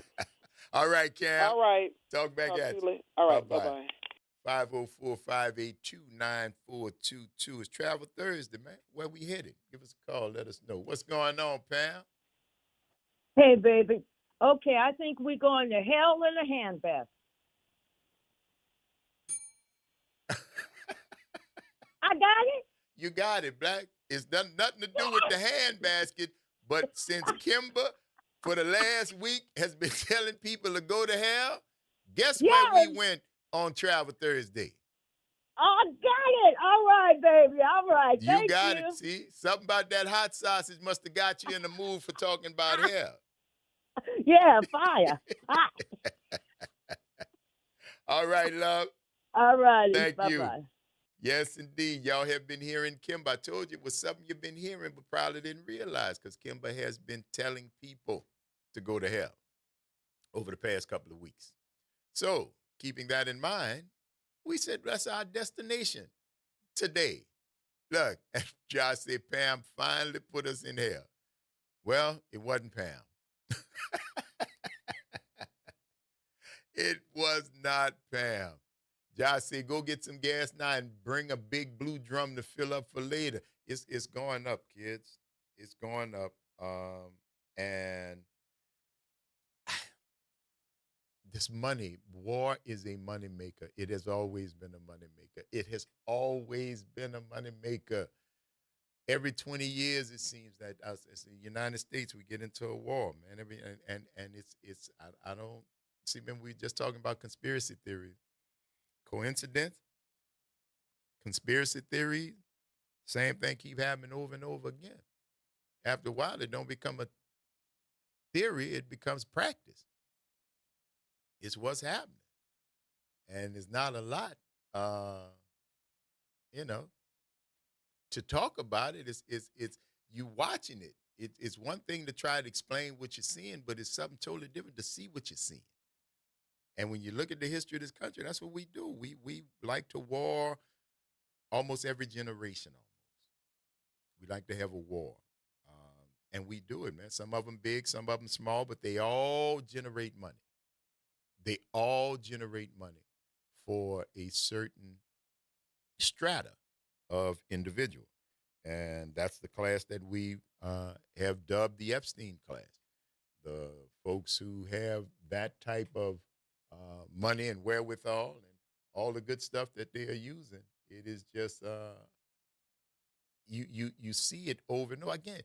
I like history, and they tell me I got them alphabets, the ADHD. So I recognize patterns. I see patterns, and they say that's one of the things that is an example of having the ADHD.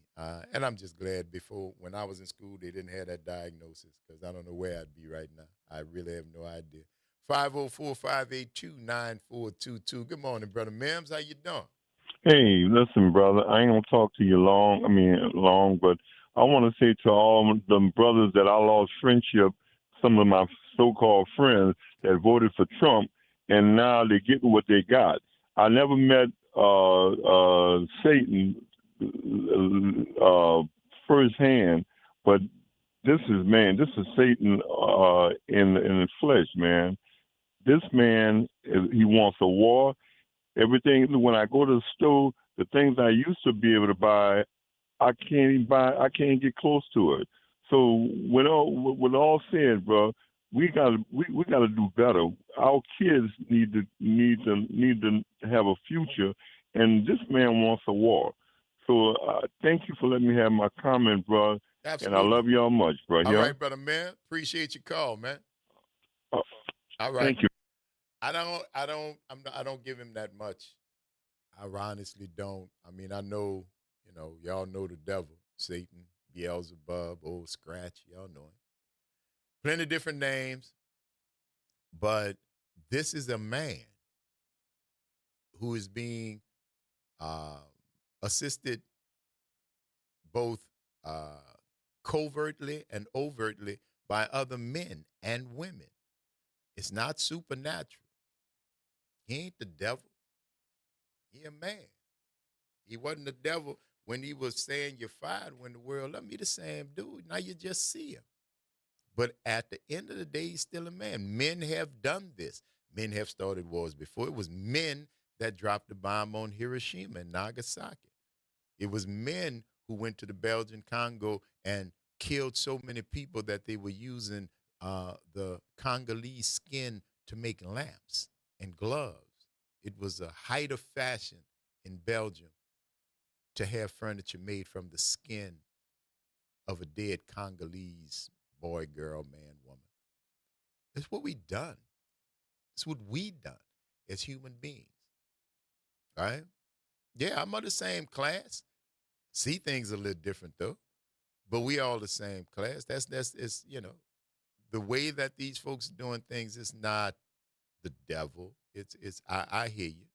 But Hitler wasn't the devil either. He was just a man who came up at a time when he got a chance to talk to people and made some things happen, right? If you were to talk to the people in England somewhere around 1774, 1775, they would have told you that George Washington and John Adams were devils, terrorists, right? Descending from the crown, couldn't be trusted. And we call them founding fathers. See, that's the difference. We call them founding fathers. But the people who they broke away from, who they got tired of their stuff, they see them as terrorists. So I guess, HISTORY, history, his story. Who won, right? Who won? I say the war with Iraq took over 20 years and trillions. Iran is larger than the wax, and this may be 40 years and cross quadrillions. I don't know if it's going to last that long, honestly. Now, the one thing I will tell you is the world's not going to ever be the same after this, but this, I have been saying, is the last vestige of the practice and philosophy of white supremacy globally. Globally. It is so entrenched that I studiously stay away from the term Middle East. I like to talk about North Africa. I like to talk about Egypt. I like to talk about Iraq and Iran and all those places that are on the continent of Africa. Because, see, when you call it the Middle East, nobody ever thought about it, call it the Middle East, or why they call China the Far East? Nobody ever thought about that? You call it that because at the time in the world,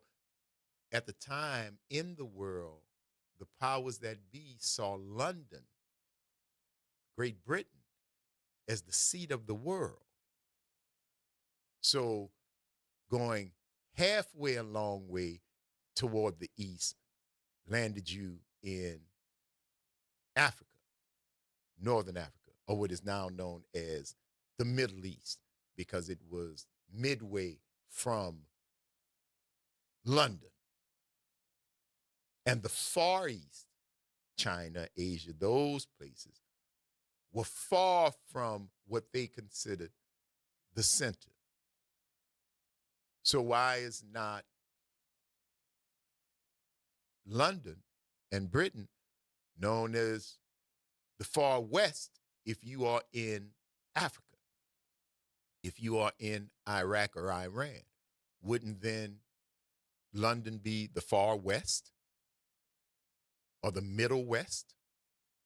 And if you were in China, wouldn't London be the Far West? See, with the language is steeped in colonialism, in conquering.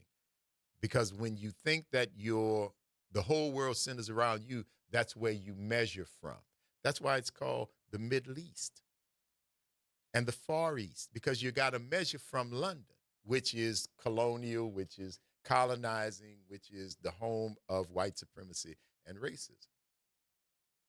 But they're just men.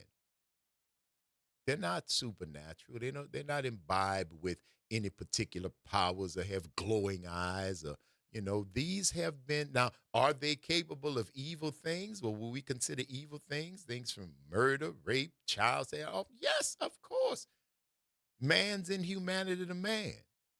It's what we do. It's free choice as men. But I'm not going to superimpose a supernatural layer on top of that. I think I know God got more stuff to do than be looking down. He kind of busy trying to keep all us on this path that we need to go. But he give you free will. And sometimes men's will allow them to be evil.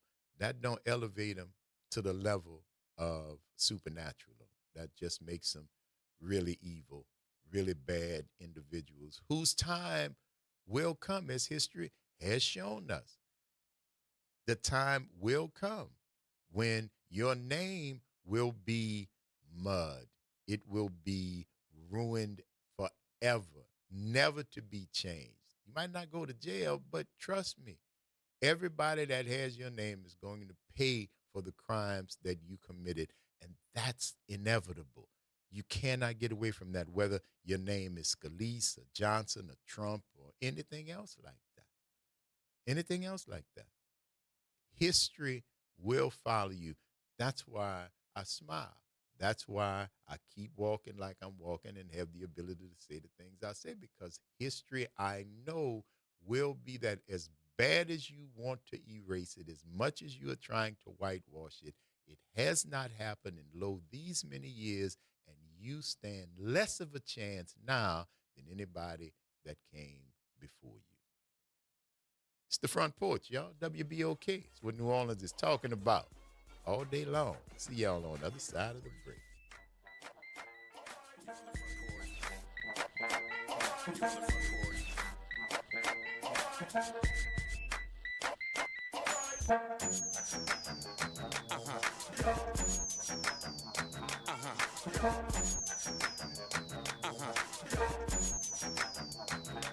This is the Bloomberg Black Business Beat, sponsored by FidelityWealthManagement.com. The moment has finally come for Brianna Scurry. The iconic goalkeeper was a hero for the U.S. women's national soccer team back in the 1999 FIFA Women's World Cup final. Her penalty kick save helped to vault her team to victory. But as an openly gay black woman, Scurry feels like the media and society at large wasn't quite ready to celebrate her achievements when they were happening. But as times changed, things got better for Scurry, and she started to gain the same sort of fame and notoriety that her peers got.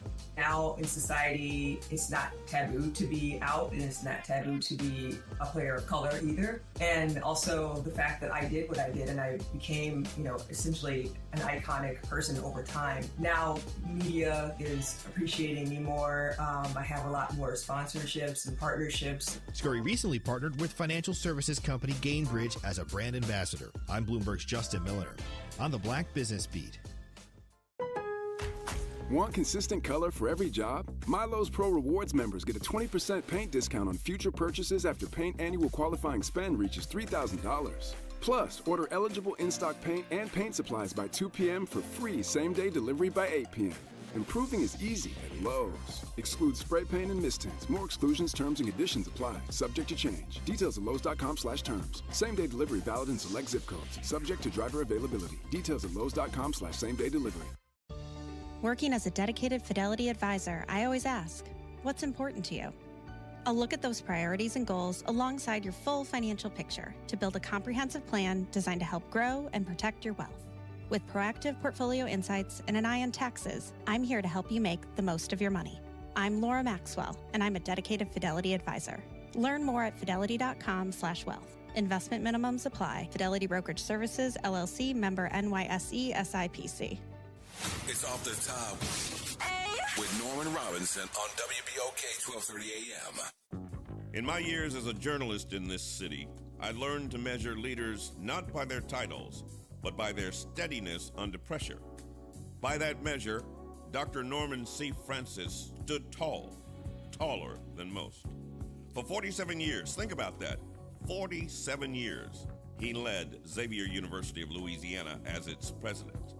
He did so in good times and bad times. Xavier's been through decades of social upheaval, political change, and economic uncertainty, and he led. Quietly, intelligently, with purpose. He was the first African-American lay president of a Catholic university in this nation. That alone speaks volumes, but what speaks louder is what he built. Xavier became a national model, producing African-American doctors, scientists, pharmacists at rates that reshaped opportunity in this country. He understood that education was the most powerful antidote to injustice. And when injustice was front and center during the civil rights days of the Freedom Riders, he did not shrink from the moment. When Hurricane Katrina exposed the painful vulnerabilities of Louisiana, he did not retreat to the ivory tower.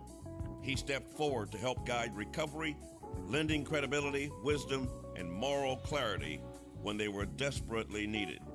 8 presidents sought his counsel, 8 presidents.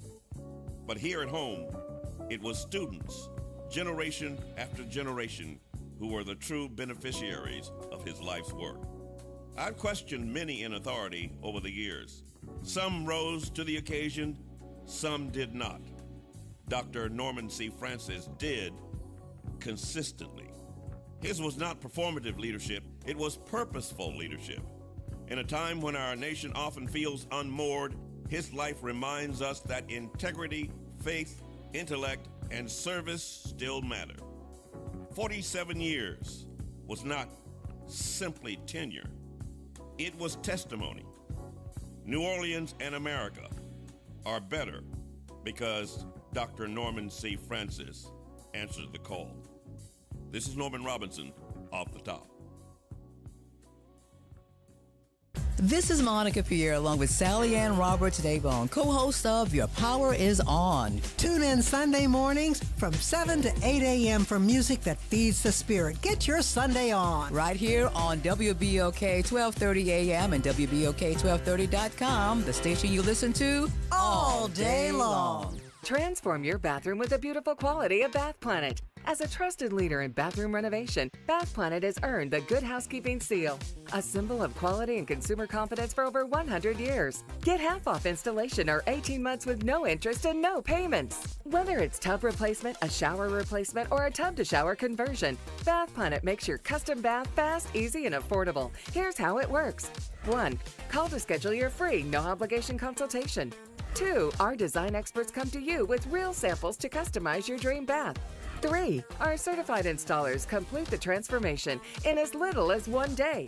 And right now, for a limited time, you can upgrade your bathroom for 50% off installation or choose 18 months with no interest and no payments.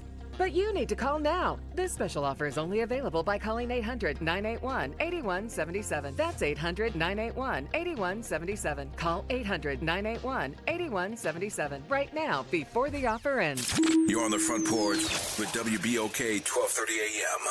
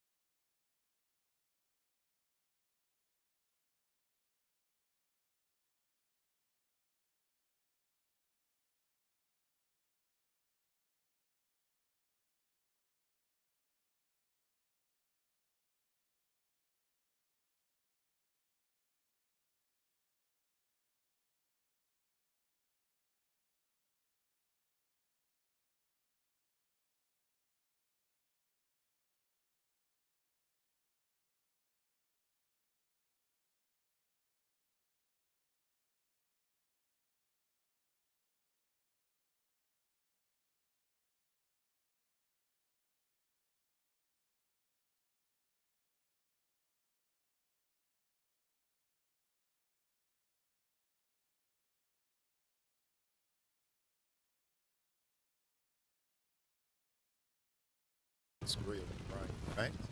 Brother Jared's on the other side of the glass. Y'all bring it to you right here, making it do what it do. Thank y'all for rolling with us.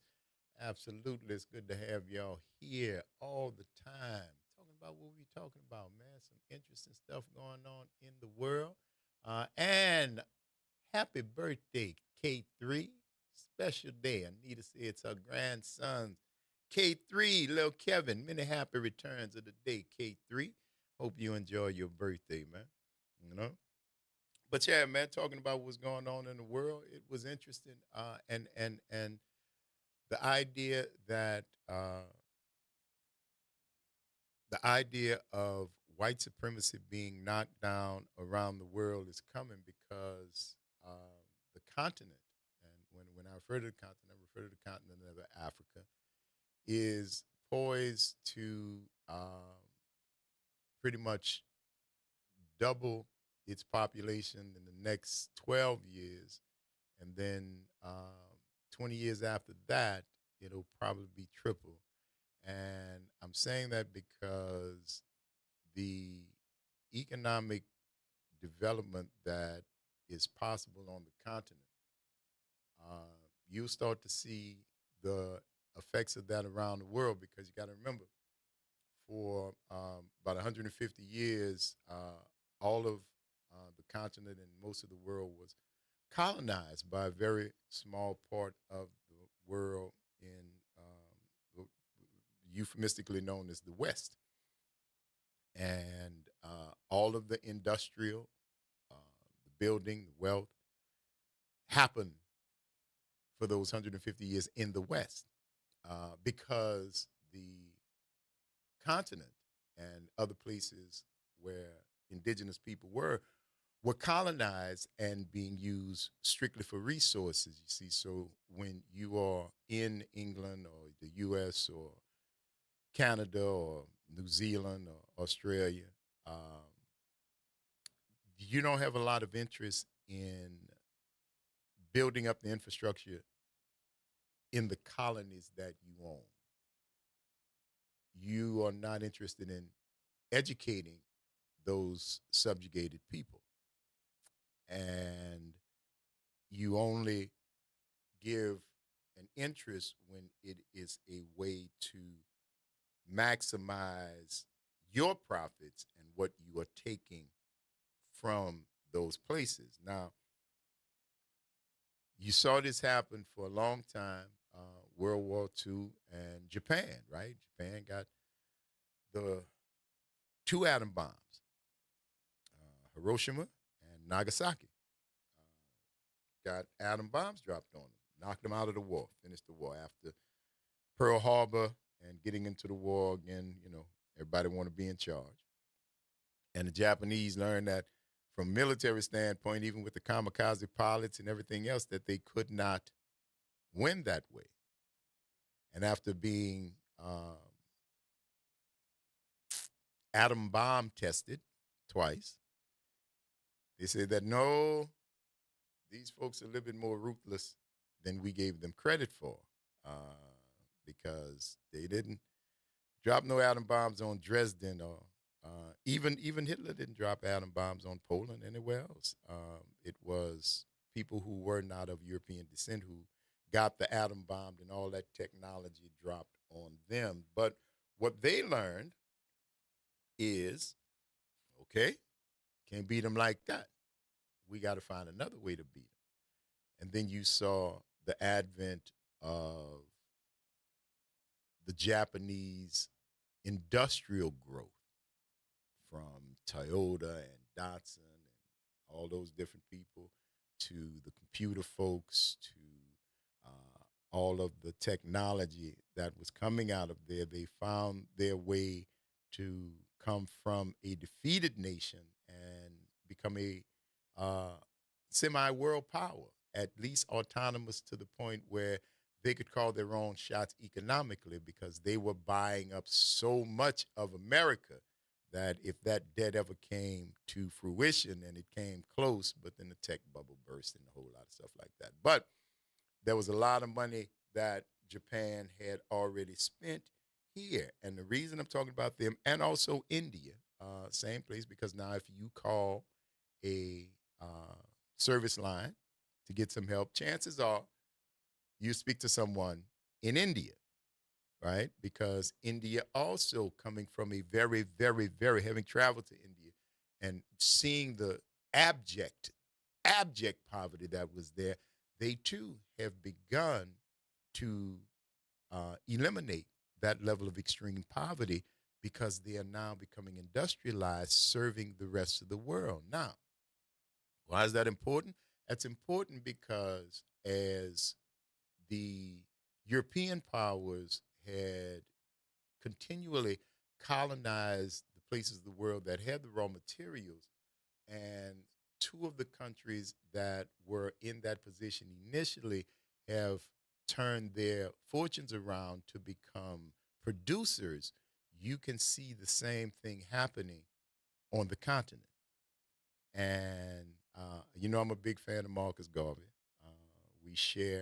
I share a birthday with him, and Stephen Biko and the ANC and Mandela and Bishop Tutu and all of the folks who were part of the struggle for both freedom and Pan-Africanism are heroes of mine, because that's what I see as the next wave on the continent. And would have to be a continent-wide initiative, though, real, true Pan-Africanism, where the entire continent would be one, because you can see now that without the foot on the brake of the colonialists, the ones who came and just took, and never built, if you take control of your own resources and see the money that it brings in, and you keep that in your own people, you will start to see the growth in Africa the same way you saw both in Japan and in India, where British colonial rule and European rule had been the rule of the day for quite some time. But it changed. People started getting educated, they started finding out, and they started seeing for themselves where the weaknesses in the European model were. And they beat you from the inside, undercut you. Remember in the beginning when you could get a Toyota or a Datsun for like $11? You get a Toyota Datsun for like $11. You want it fully loaded, it was $15, right? And they lost millions of dollars. They lost millions of dollars, practically billions, by flooding the market with cheap cars. And Americans, being Americans, I'm going to buy me one of these Japanese cars because it's cheap. And then they wound up to be pretty decent cars. So the sacrifice initially to flood the market with cheap cars paid off, because you built a reputation as having good cars, because you've gone from Toyota and Datsun to Nissan, Lexus, and Infiniti, right? In the luxury car market, and I know I'm old enough, I had a Toyota Celica, and I know y'all remember, not just the Celica, the Tercel, the Datsun B210, Flintstone cars, man. But what they did was grab a market share. The same thing happened further east in India. They saw the need for the technological advances, and the people who were trying to get more information on what was going on with the boom. So the people from Apple and the people from Dell and the people from other places like that who were building computers, NVIDIA, and all of those folks needed to be able to explain to their consumer what was going on with their product. India said, we'll do it. We'll do it. You send all the call stations, any question you got, you train us to answer the questions about it, and any questions we don't have. So when you dial that 1-800 number, it rings in India. And it's a good deal for the people in India, because now they've got a middle class that is working, that is growing, that has become, which has knocked a hole in their overall poverty level. And when you look at the population growth that is slated for the continent over the next 30 years, you will see that that is where the next boom is going to come, because the idea of what is going on right now in Iran, the idea that your white might makes right, that's not really playing the way that it did in 1950. It's just not. People are connected like they never were between the World Wide Web, television, and cable. People are connected like they never were. So the idea of doing what has been done before in Iran, when the CIA overthrew a very popular president, democratically elected president in Iran, because he had the temerity to say that Iranian oil under Iranian soil belonged to the Iranian people. And the British Petroleum and the early precursor to that company was like, no, we have invested all this money. That's our oil. And people say, but it's our land. How you going to get your oil from under our land? And he was getting ready to nationalize all of that. And all of a sudden, the CIA, along with help from MI6 and other secret societies over in England and America, decided that for our own personal interests, that couldn't happen, that we had to keep that oil flowing from another country to our friends. So we established a coup, knocked out the democratically elected president of Iran, and installed the Shah of Iran. Now, that name might come to you because in 76, or was it 79? 79, when they had the fall of Iran, when the Ayatollah Khomeini came up, that was the end of the American interference era, because the Shah was a monster to the Iranian people. But he kept the oil flowing to the U.S. and the Brits, who didn't care what he did to his people. As colonizers, that is not their interest. All the interest that they have is in making sure the oil still flows. That's what we did as a country who sells democracy all over the world. Our history shows that if it is not in our best position economically, we will overthrow a democracy and establish dictatorship as long as it benefits us or our allies. That's what happened. That's what happened. Muammar Gaddafi was running Libya and was taking Libyan oil and making life better for Libyans, making life better for his people, free education, free health care, all the things that you hear talk about, all the things that they have in Israel. Free health care, free education from kindergarten to college, free medical care, and if you had a malady that could not be treated in Syria,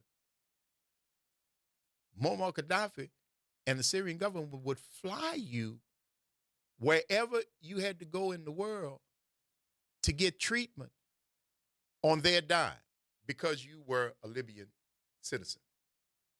And, you know, he was our friend for a while till he decided that he was going to nationalize the gold, start a brand new currency that came out of Libya that was backed by Libyan gold that would have united or had the potential to unite the entirety of the African continent under that, which was in direct competition with the almighty dollar, petrodollars, and the gold standard.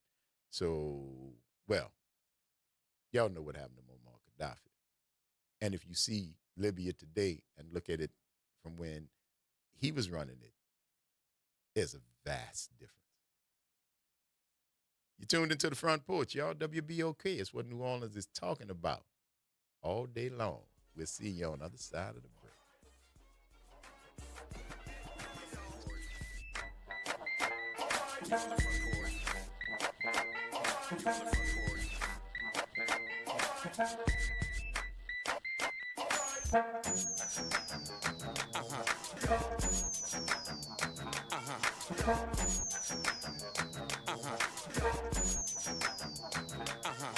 This is your news update for WBOK from WDSU. For all your news and weather, watch WDSU News, New Orleans' leader in live, local, late-breaking news. Today at noon and 4 p.m. After a very stormy night, expect gradually clearing skies, windy conditions, and cooler temperatures. Highs today reach 64 to 66 degrees with lighter winds by the evening. Tonight, lows fall to the 40s on the North Shore and the 50s on the South Shore. Mostly sunny Friday, highs 72 to 74. Weekend warm-up is on the way. Highs for Saturday back into the 70s and the 80s by Sunday. From the WDSU First Warning Weather Center, I'm Raven Richard. Hi, I'm Leo Jackson, host of Sunday Gospel here every Sunday morning, 5 a.m. to 7 p.m. and 12 o'clock till 2 p.m. You don't want to miss this move of God. It happens only on WBOK. You listen to all day long. Greetings and salutations. I am Edward B. Coulon Smith, chairman of the board of the New Orleans Regional Black Chamber of Commerce. We'd like to invite you to tune in every Wednesday at 12 noon on WBOK to listen in on Black to Business and be a part of the movement that's going on. Thank you. This is The Law in Your Legacy. I'm attorney Pete Hamilton. I'm attorney Ryan Hamilton. If you had $1 million, would you leave it to an 18-year-old? Hopefully not, but that's exactly what can happen with a simple will. The money goes straight to your kids when they hit the legal age, no guardrails. A trust lets you control when and how they receive their inheritance. You can set ages, milestones, or even make sure they finish school first. Give them security, not a spending spree. This is not legal advice. That's just a tip brought to you by Liberty Bank and Trust. For more information, go to libertybank.net or contact us at 504-915-5016. Interest rates and inflation are out of control. Is your credit card debt also out of control? It's time to resolve your debt and take back control for a lot less than what you owe. If you have $10,000 or more in credit card debt, then you need to call us right now. Debt Fix Pros can significantly reduce the amount you owe, and you could be debt-free faster than you think. I knew we had to do something. Our debt was growing. It was getting out of control, and we just didn't know what to do. We saw an ad for Debt Fix Pros. We called, and they showed us how fast they could get us out of debt. It really was amazing, and now we're back in control. Call now, and we'll show you how easy it is to fix your debt. The call and consultation are free. Call Debt Fix Pros right now at 800-311-5977. That's 800-311-5977. 800-311-5977. You're on the front porch with WBOK 1230 AM.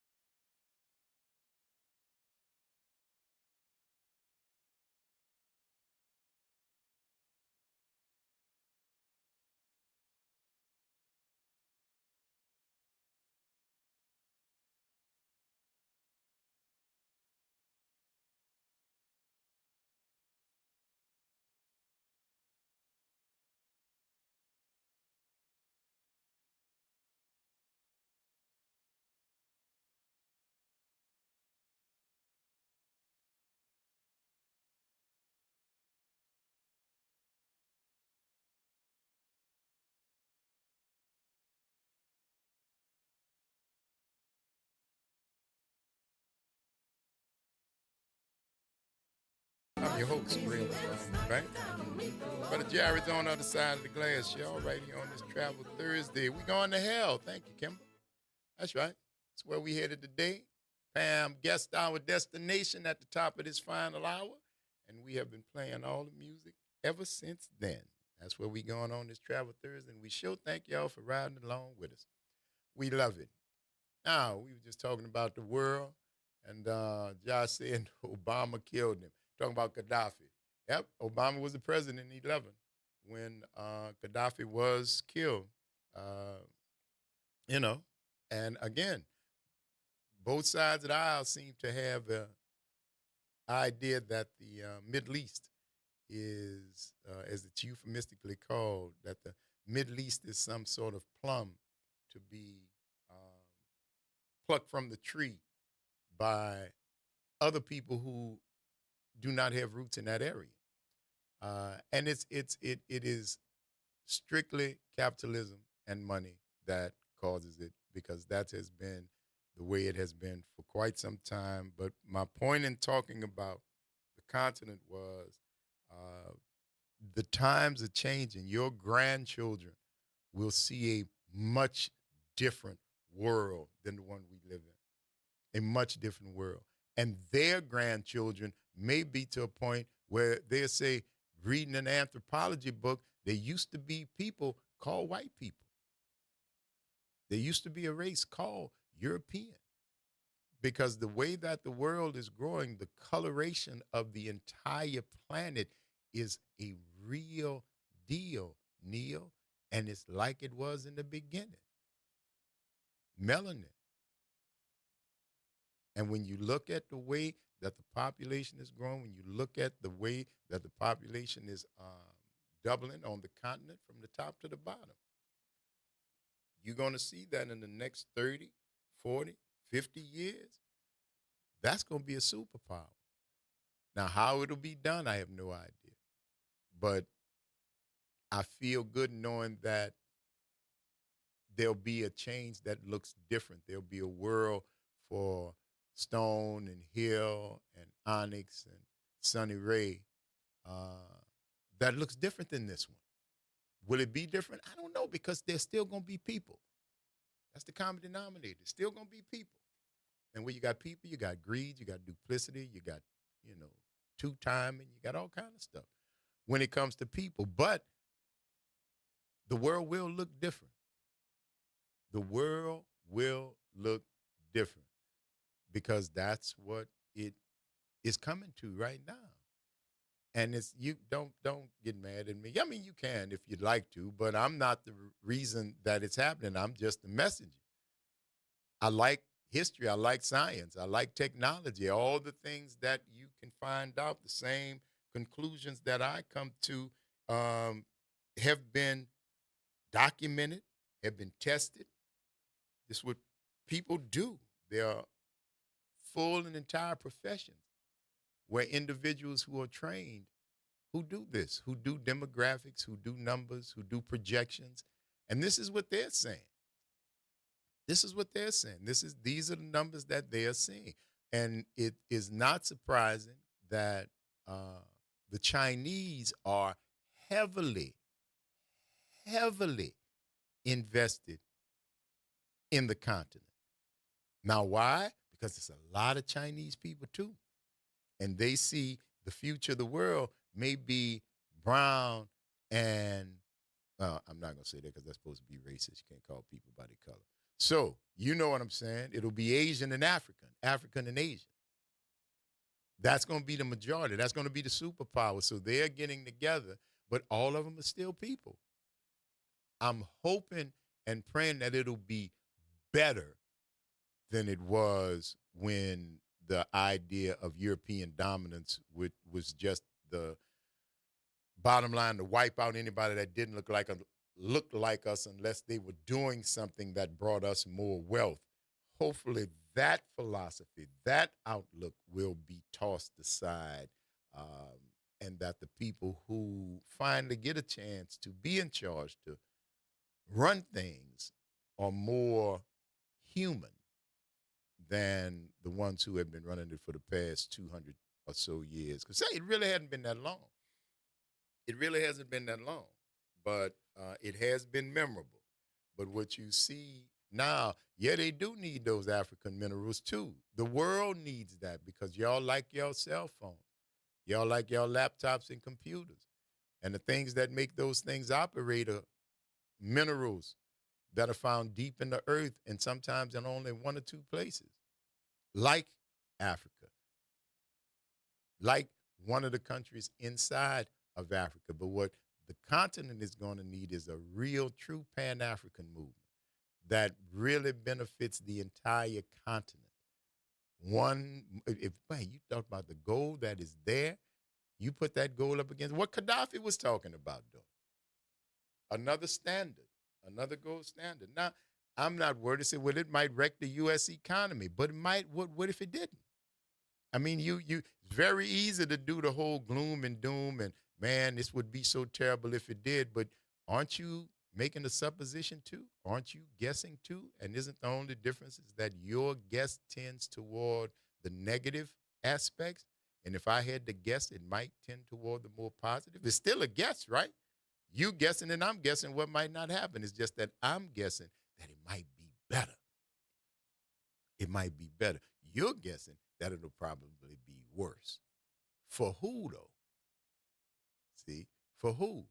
Because that's where it is. That's what this whole thing has been. Aluminum, bauxite, all of the things that are being searched for in the Congo, which is why you've got so much strife in the Congo, one of the richest source of the materials needed to power the future of technology on the planet. That's why everybody's there. That's why you've got civil war. That's why you've got folks on so many different multinational levels who are fighting for that land and wanting to give nothing to the people whose ancestry traces there thousands of years. We shall see. We certainly want to thank you guys for giving us 3 hours out of your lives that you'll never get back, and we certainly hope we've given you a little bit of something in return for the investment of your time. I'm your host, Graylin Bryant Banks. That is Brother Jared Rode on the other side of the glass. Y'all, practice random acts of kindness. Do something nice for somebody just because it's a nice thing to do. Take care of yourselves and each other. And we're going to see y'all on the flip.